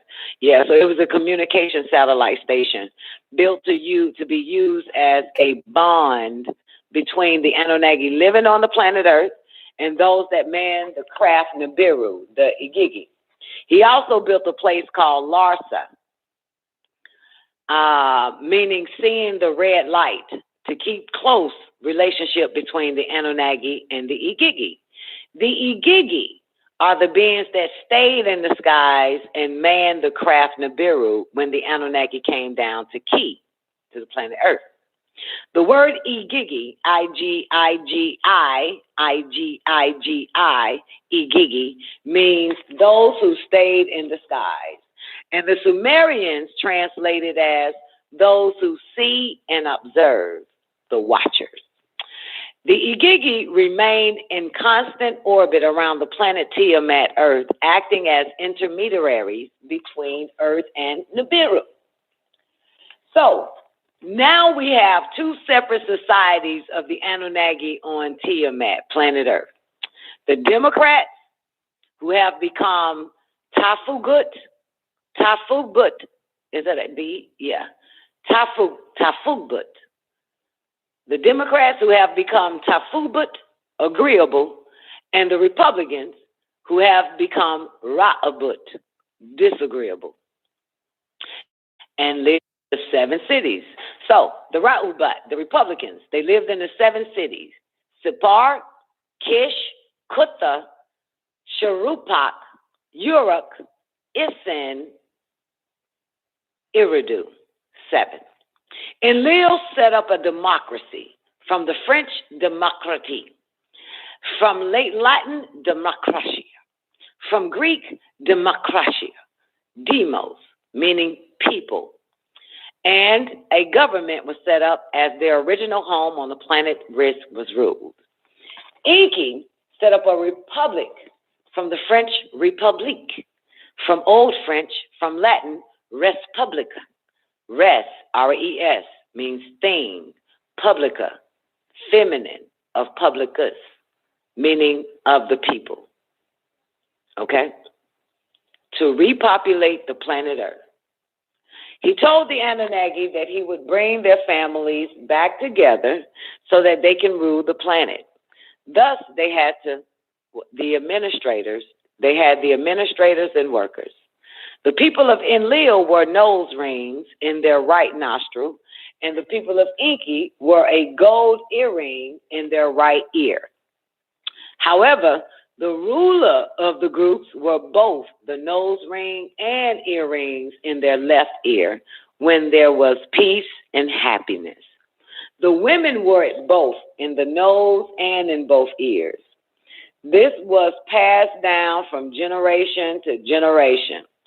The people of Enlil became the Ishmaelite tribe of today, and the people of Enki became the Israelite tribe of today. This created two castes, 4 groups of people that were to work the actual mines called laborers, and 3 groups that were to work the laboratory, processing all these minerals, logging and charting and managing. So in time, after many years of living on the planet E, many problems arose. A revolt was starting in the lower mines amongst the lower class of Anunnaki, and it was bothering the hell out of the higher class. The Anunnaki were complaining that the work was too hard and tiresome. No hand clap, my switchboard is down. There y'all have it. Mission to the planet Earth. That shit was good. Next Saturday, if you motherfuckers ain't intoxicated after your turkey day, we gonna dance on the Revolt, Tablet 2. That should be episode 10. Oh, I need to change that. We in episode 10 now. Yeah, this is episode 10. Yeah, my bad. I got to change that on the YouTube page. But so what you think, baby? Tamuz, what everybody think, man? So far so good. So far so good. So far so good. Unmute Don Adonai. I murdered the hell out of that shit, didn't I? Yeah, you murdered that one. I murdered that shit, I know. Gotta tell it like I'm telling it, you feel me? Yeah. Another quality of the goddamn civilist storyteller. Okay, what you got, J1? The 3 groups were abusing and mistreating the working. Is that what you got? Is that what it said? Y'all love to find the mistreatment part, don't you? I don't know if they was mistreated. I probably missed the whole shit. Did I miss it? Give me the verse and the page again. Give me the page number and the verse. I probably missed that part. Huh? That shit was good, though. A lot of problems. So, okay, here's the moral of this. So let me wrap it up for y'all, okay? So in Genesis, boys and girls, you were told that God created the heavens and earth. In the beginning was the Word, and the Word was God. Everybody there? Genesis chapter 1, verse 1. Then God formed man. But right before God made man, God said, the gold down here is good. The gold is good. Get it? Sound familiar? They don't want you to know that niggas came down in 50s in their own vehicle, their own car, to mine for gold because their planet, the 19th galaxy, you humans are in the 18th galaxy. They came to mine from gold because their planet, which is the 8th planet in the 19th galaxy, called the planet Earth. What the fuck just happened? You all right? Yeah, my bad. That's on my phone. Okay. Well, so that's where everything gets lost. Everybody read over that part. That all of a sudden God is making the moon. The moon was good. He created 3 great lights, so that was good. But right before that, the motherfucker said the gold here is good. Why would God say that shit in Genesis chapter 1? Nobody asked the question. You just keep believing God is one person and this motherfucker created the earth, which is not true. Well, those gods, which are more than one, needed to come down and mine for gold because on their planet, Risk, the 8th planet in the 19th galaxy called Kuluwm, ozone layer was depleting and they needed gold. So they went to go find gold in the 18th galaxy. And Earth has an abundance of it. And this is how your story started, okay? From there, Inky, right, is creating water routes because it's easy to get gold from the water, your God. Eventually, Inky never transported the ship back to Nibiru that was parked on the other side of the moon. And they set up moon base and Mars. Mars to come later, though. Now, what happens next? Anybody? Well, Inky now is on punishment on Nibiru, and Lil shows up. And Lil is now going to put these people to work. Got it? During this time, you already know that there's two classes that are set up. A group of Anunnakis agreed with Enlil, and another group of Anunnakis agreed with Inky. So there's a split. Inky set up his part, and his part of the land, and boom, Enlil set up his part. But at the end of the day, they still got the mine for gold because they live on the planet Risk. Got it? Now they got the mine for gold. This is where it pops up in Genesis. After the revolt y'all gonna read about on Saturday, next Saturday. But the Anunnakis are pissed; they can't do it. The higher class, the rich Anunnakis sick of hearing the goddamn poor Anunnakis complain about the work. Got it? So there's gonna be a revolt. After the revolt, Inky comes up with a great idea. What is the great idea, Tammuz? What does it say in Genesis? Hey, I got an idea. Let us make man after our image and after our likeness.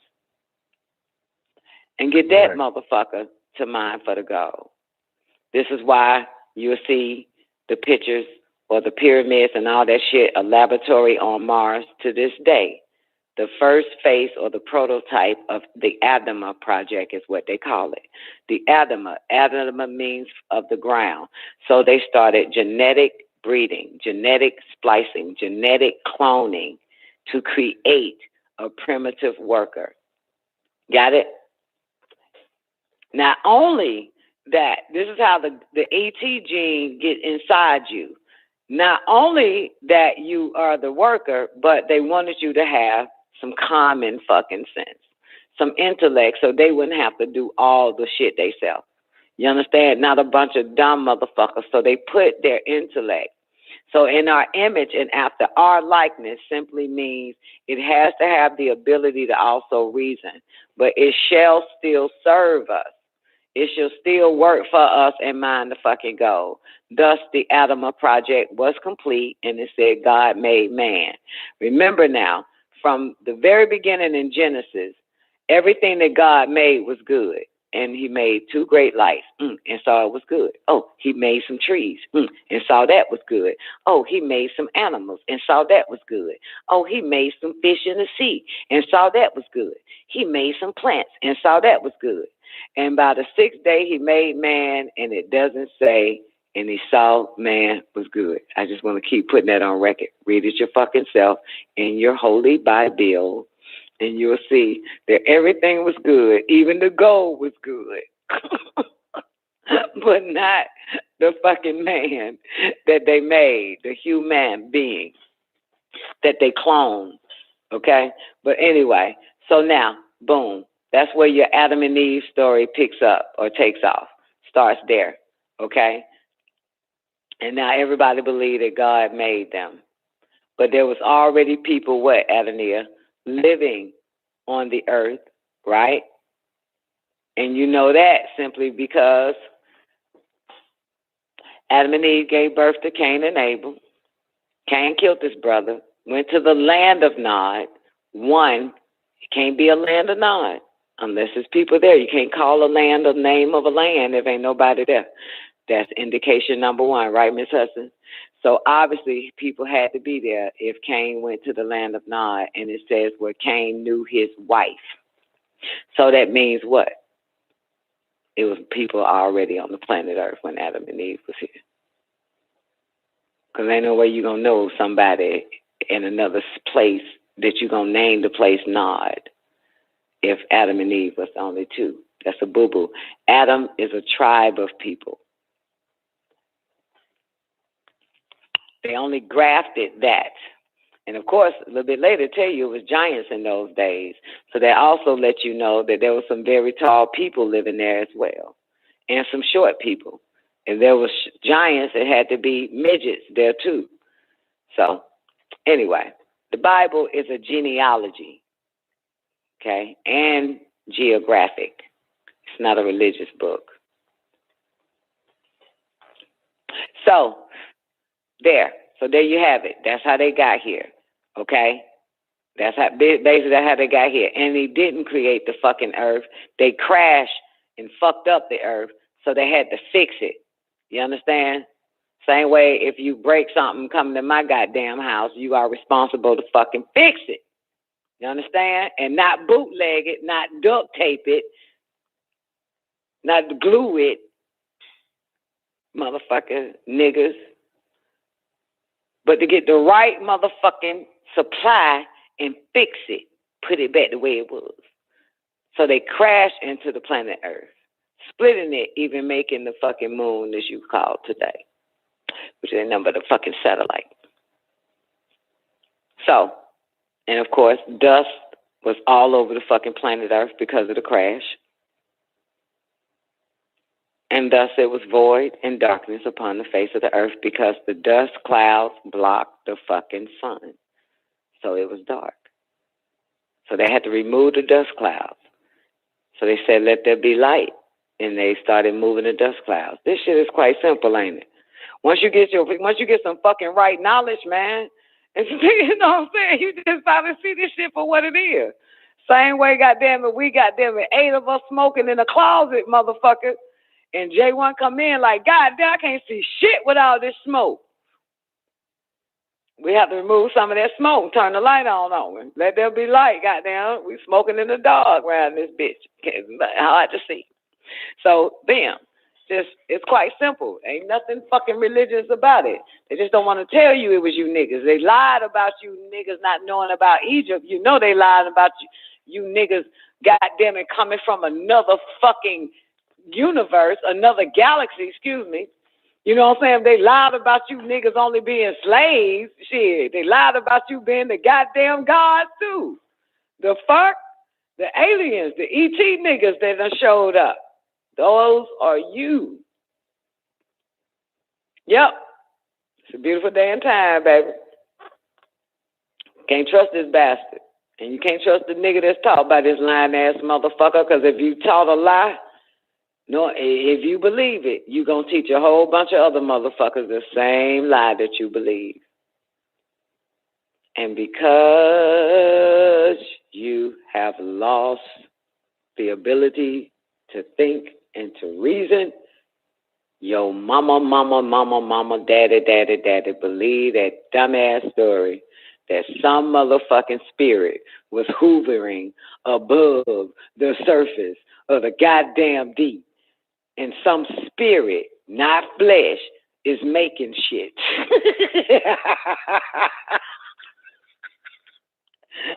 I guess they knew damn well if niggas believe this shit, they'll believe any goddamn thing, right, J1? They'll believe it without question. They ain't gonna call themselves a Christian. Oh my goodness. And then say they believe in the Bible, know nothing about the shit. Oh my goodness, you got to be crazy. Anyway, woo. So that's that. So we're going to get into the revolt. Tammuz, you got anything? Adania, you got anything? Anybody want to share anything before I get up out of here? Because we are not doing till 7 a.m. tonight, goddammit. I'm not fucking with you motherfuckers. I'm telling you that shit right now. Hell to the no. You got anything to tell us? Nah, I'm mad tired, but I'm good. But no, it was a great night. Yeah, it was good. Oh, okay. What you tired from, Charlotte? You ain't did shit. Oh, Thank you, I've been working in a warehouse. Oh, okay. Me and Aaliyah work at the same warehouse. Oh, okay. You ain't want to work with what's that boy name again? Peace and Blessings. Oh no, he didn't have, it was just he didn't have enough days for what I needed. Oh, okay. It wasn't 5 days a week. Yeah, too late. You should have stayed with that nigga. You done made your money. I said that shit, didn't I? Then who was on the show when I told Peace and Blessings, man? People come to make a certain amount of money. That's not like a job. They work for a while and they make a certain amount of money. Then boom. Then when they need work again, that's how that shit works. That freelance type shit. So are y'all freelancing in the warehouse? Well, I got it through a temp agency, so if I wanted to change the assignment, I can. But we kind of cool. She left Chipotle for this because it's laid back. We picking for Home Depot, so it's kind of cool. We went in today, and it's pretty cool for right now. Why she quit Chipotle? If they make more money, she made more money with the warehouse. Nah, but her GM, he's not really producing, and he's not on top of things, and is putting it all on her, and he's losing people because of how he's operating the business. So she just got tired of having putting it all on her. She had the power to take his position. Well, she's really been in it for 5 years, so she don't really want to be a GM. And who wants to be God manifest? Well, not in that field. You don't want to be God of the food. It don't matter, man. That GM, you get that GM, she can take that GM anywhere. But she's really tired of food. That's really the catch. So when goddamn food, not when you eat it every goddamn day. And can't be that tired. The fuck? That mother never tired of that shit. Nah, but it's cool. It's cool where we at. It's all black. It's just temporary.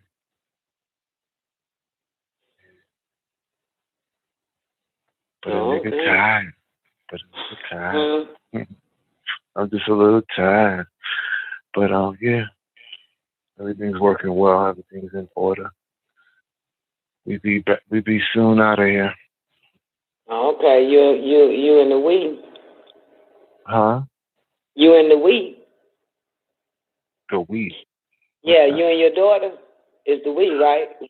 Oh yeah. So, and you know what? I was thinking about what the tablets talk about when it came to season, and this is the end of a season going into death of things and the rebirth of things. Rebirth rather. So springtime, I know I'm not gonna be in Georgia. But yeah. Everything's on point, on track. No complaints here. And yeah. That's about it.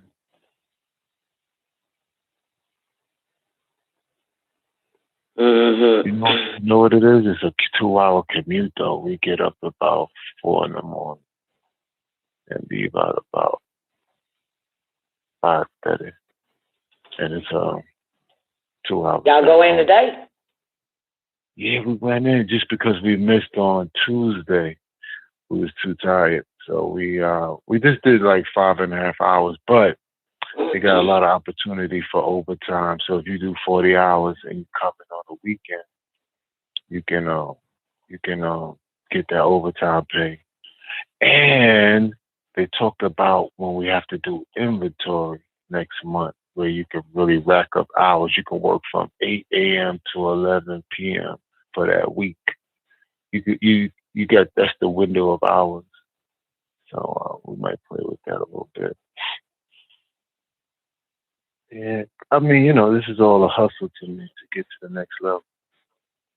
Well, your daughter was damn near about to get to the next level, being GM. Yeah, but you got to understand, it's all about how you feel about something. And if you ain't feeling it no more, it's yeah, well, you don't know the reason why. You know what I'm saying? I do know the reason. I'm not saying you. I'm saying you in general. If one or you in general doesn't know the reason why, then feelings get in the way. I'm pretty sure even her past jobs, they was putting a lot of responsibility on her. That's the same issue I had with Tiara. Tiara wants to be a boss bitch, but didn't want the responsibility of being a boss bitch. I had the same issue with Tiara because I think different. You know what I'm saying? Tiara had the same issue that they was putting too much on her, but the company paid for her living. You know what I'm saying? And damn near about to give her a fucking BMW because BMW sponsors the company. And she had a bunch of people she had to be responsible for, payroll and all that type of shit, hiring.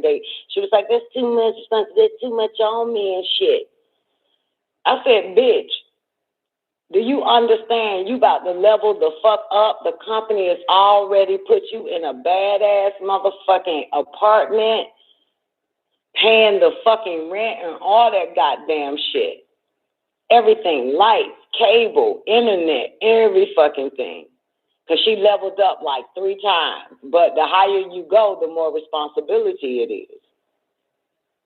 You know what I'm saying? And then eventually, when you get when you inherit as CEO, just from being an employee, there is no responsibility. It's just your fucking signature. But on the way up, it is heavy. But once you get to the throne, all you got to do is sign your fucking name. And speaking of signing the name, the real thing is office work and what we're going to become are trustees of a trust. We're going to be putting together people's trust and managing it. So that's where we're heading. And, we're doing the necessary studies for that. But it's all about where you want to be a boss at. And she really doesn't want to be a boss of food and of that nature. It ain't that though, but she could take that GM anywhere. That's if she's trying to be in that arena. I understand, but I mean, I get it. I mean, shit, you're prepping her. I ain't. Of course, exactly. Yeah, I ain't. So shit, I get it. Goddamn, that's your girl. That ain't my girl. That was my girl. She'll be on a whole higher level. But that's yours.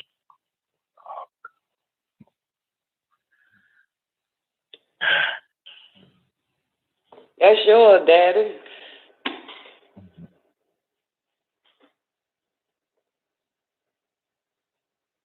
Yeah. You know what I'm saying? So shit. But hey, she young. She could have leveled up to a few more goddamn times in my book. But, hey.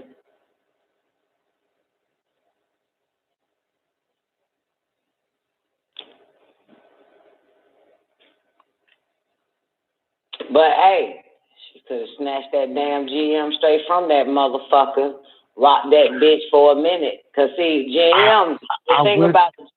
Don, I went that route with her. I talked to her about it over. The thing about a GM, that general manager puts the work on the person.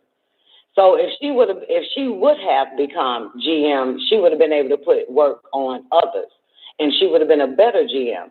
So it's not like the work of a GM is harder. No, the general manager usher out the work.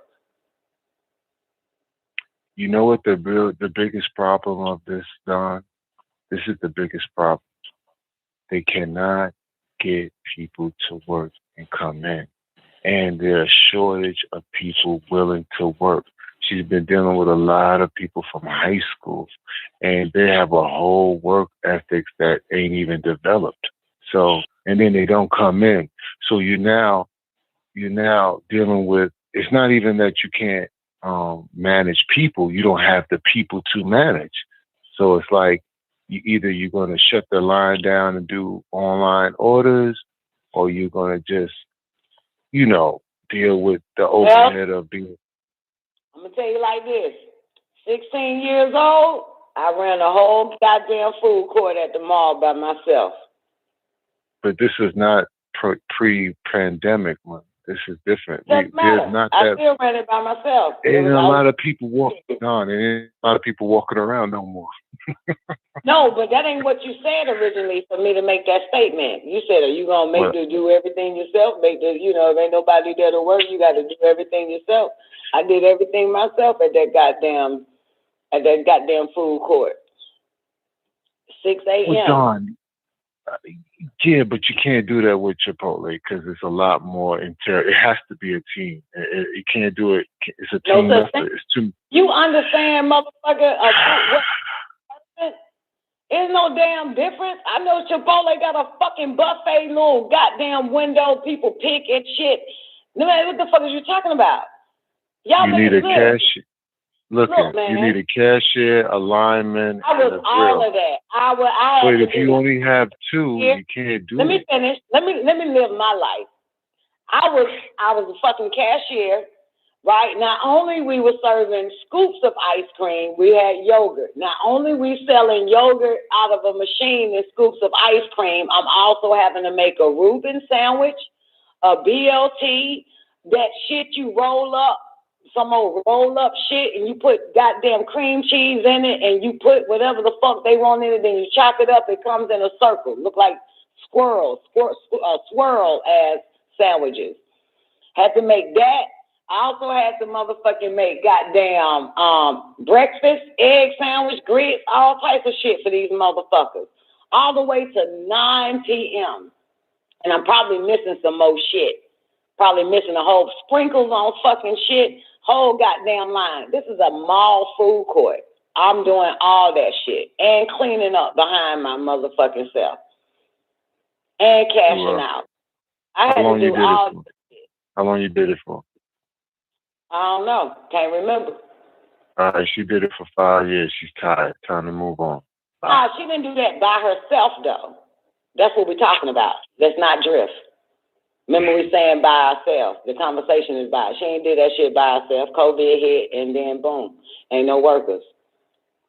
Exactly. But before COVID, there was a lot of goddamn companies didn't have a lot of fucking workers. Mom and pops owning a business had to do everything they sell, whether it was goddamn make ribs and motherfucking fix the plate and check the customer out. And clean the tables if they had a sitting area for motherfuckers to eat at. And change the fucking napkin holders. And sweep the floor. They had to do all that shit. Now, take it outside a working job. If one motherfucker's in the damn house with 6 goddamn kids, that's a goddamn same thing, or do it yourself, or has to do it all. Has to do it all, don't it? All right, fuck 6, 4 kids, 4 children. Got to do it all. See, how many children you got, Miss Hudson? Well, you ain't by yourself. I love being by myself because I run it efficiently. If a man in my fucking way, he got to get the fuck out because I can't run this shit right. You know what I'm saying? But I run it efficiently with 4 kids, a house, whatever the fuck is they ass, boom, boom, boom, food, cooking, whatever, all that shit. It's multitasking, but I'm so used to it. But mind you, I was 16. Still good at it. I ran that whole motherfucking shit. It's called KORAN. It was at Shannon Mall. Yeah. So that's at 16, baby. That's at 16 with a baby. She 21 without a baby. 22, 20. Another thing too, you're tired of being around people. No. Just tired of running people. You want to run yourself for a little bit. Huh? What do you say? I said, you might get tired of running people and getting them to do things. You just might want to take a break from that and just run yourself. Because you know what I did? You know what I did? But check it out. You know what I did? I told her to tell her guy, her GM, to give her a certain amount of money, and they came up with it. And then she just turned around and said, it ain't about the money. So she was getting $14.95, and she left to take $13.50, right? So I told her to tell the guy $17, and he talked to his, what you call it, area manager, and he was like, yeah, 17. She was like, still, nah. And so I like to give, as you teach, and you know this, we give them a chance to, break it down and see what decision is best for them. And she was like, nah, it's not about the money. It's about, am I really happy? Am I work? It's like, it's too much work for what they're, paying her. Like, I got to do everything. Oh, it's about happiness. Well, not happiness, but contentment. Purpose. It's like. Yeah, she said it's about her being happy. You didn't say something. No. I'm adding words, and I know I can't do that with you. What it was, I said. Let me be clear. I said to her, they asked for extra money, and when she got a chance to think about it, she said it's not about the money. It's about what she said. It's about I'll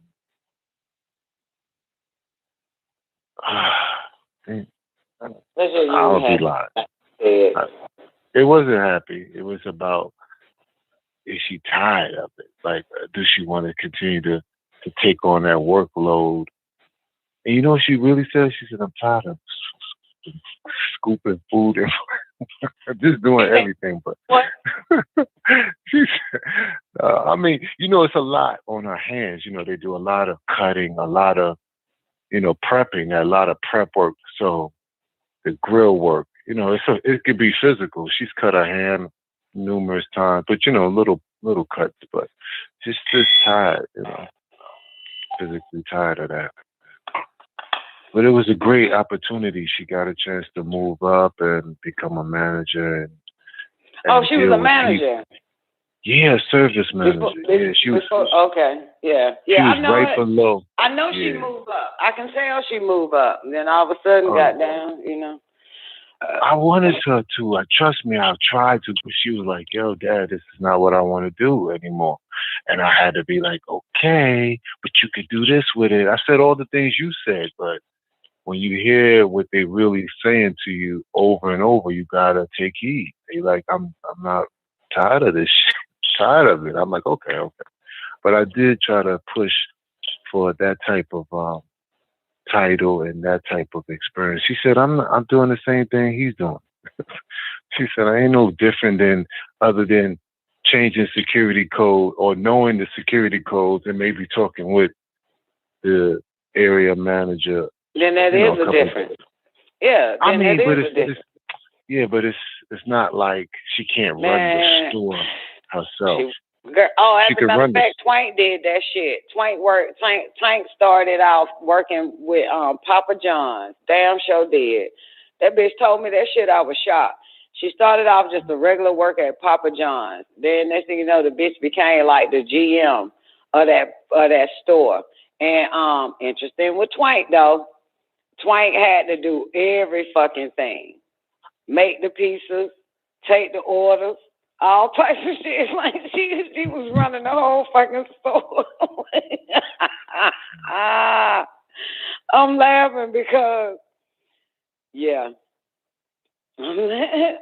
I'm laughing because I think about it. Twank was doing all that shit. She ranked up, man. Now the bitch is what you call. She trained in the Department of Labor now. Oh, okay. Yeah, anybody that worked there, she got trained at work for the government, Department of Labor. She trained there. Yeah. Twain to be staying till she get that goddamn, you know what I'm saying, that certain title under her belt. Yeah, she was a GM. She worked all the way up to GM. I think GM.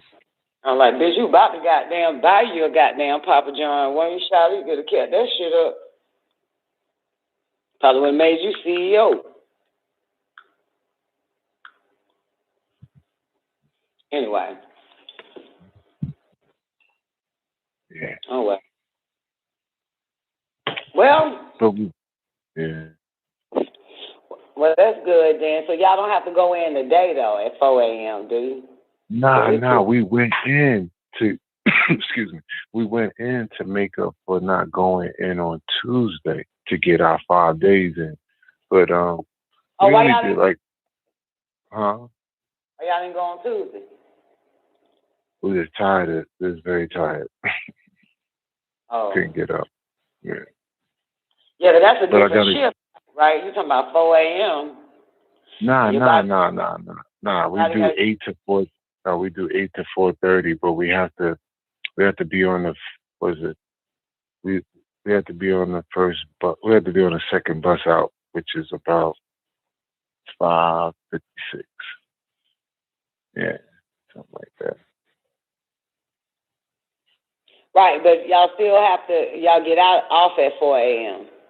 No. And catch the bus at 5. So it's 8 to, we get it. I get it. It's 8 to 4 p.m. Got it. Yeah. Oh, yeah. So, so what side of town is it on? The warehouse? The west side. What the fuck is the west side? Like West End? Nah. Out there about Fulton Industrial. Okay. 20 West. Got it. 20 West, Fulton Industrial. Oh, okay. And y'all, where y'all at? Y'all still in Covington? No. In Doraville. In Doraville. Oh, shit, that's a ride for your ass. I gotta hop on. 2 buses, 2 trains. But it's smooth. We get the chance to, it's smooth. Yeah, it's smooth. Everybody know us. We get a lot of leeway, a lot of respect. Everybody like us, so we good. No issues.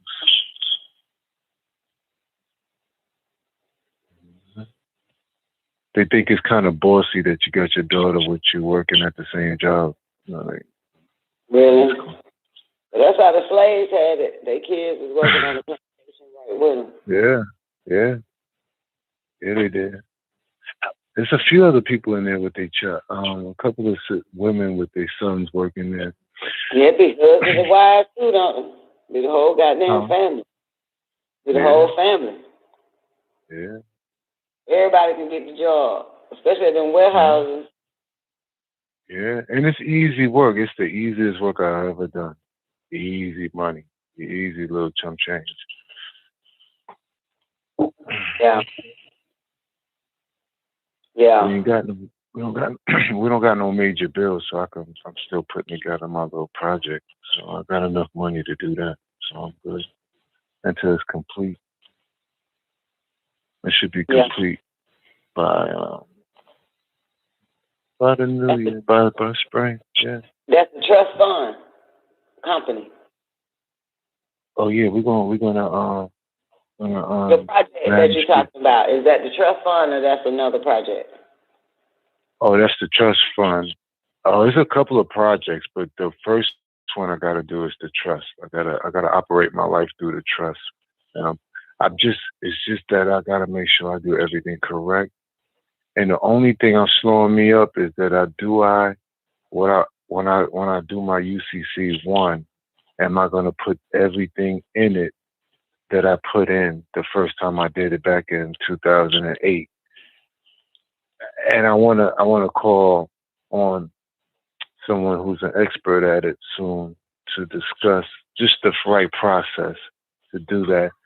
And if I'm going to file my affidavit of sovereignty before I create the business? Should I do that for protection? So I just want to make sure before I make any moves, all protections are in order. So, you know, anybody can put no claim or no lien against anything that I create. So I'm just walking it out, taking the baby steps, just making sure I do everything correctly, because that's how I move. But yeah. Mm-hmm. Yeah. That's what I'm on. Mm-hmm. But everything is beautiful. Everything is going in the right way, so shit, no complaints. I'm very excited. I really look forward to the tablets. It's so great to read it with others because you get to see it in so many different ways. So I'm grateful. Yeah. Thank you, Don. Yeah. Yeah. Yeah, man, I love tabs, man. Shit. I don't know, man. Tabs my shit, man. I like them little motherfuckers. Mm-hmm. Tabs is good, though. So I hope y'all enjoyed the L's Holy Tablet Show tonight, boys and girls. Great day, Quincy. Good to see you, baby. Special shout out to you, bro. Adnil, you good? Anything you want to say before we get up out of here? That was good. That was a good sermon. Nigga, you sound retarded. Say it again. I said that was a good sermon. All right. So, did you hear the Clarence 13 next one? Nation of Gods and Earth 5%? Okay, you missed that one. Yeah, well, you ain't really missed nothing, but it was pretty good. All right, y'all. Well, that concludes the L's Holy Tablet Show. Y'all get some rest. Remember, the nervous system needs rest, and we see y'all Saturday. Again, the Son of Man show is 12 noon on Sundays, followed by the Man of the Hour, Dr. Malachi Z. York, or any other great man that have came and blessed us at 4 p.m. Eastern Standard Time. And, of course, the Don Nicoleone show is Monday through Friday, 12 noon. Hot Damn Politics on Wednesday night, hosted by Nefertiti, also known as Nimrod. Surviving the Gay, baby. We see y'all later. Hopefully y'all will tune in to the Son of Man show and the Man of the Hour in about 10 hours from now. Y'all have an awarding day. Peace.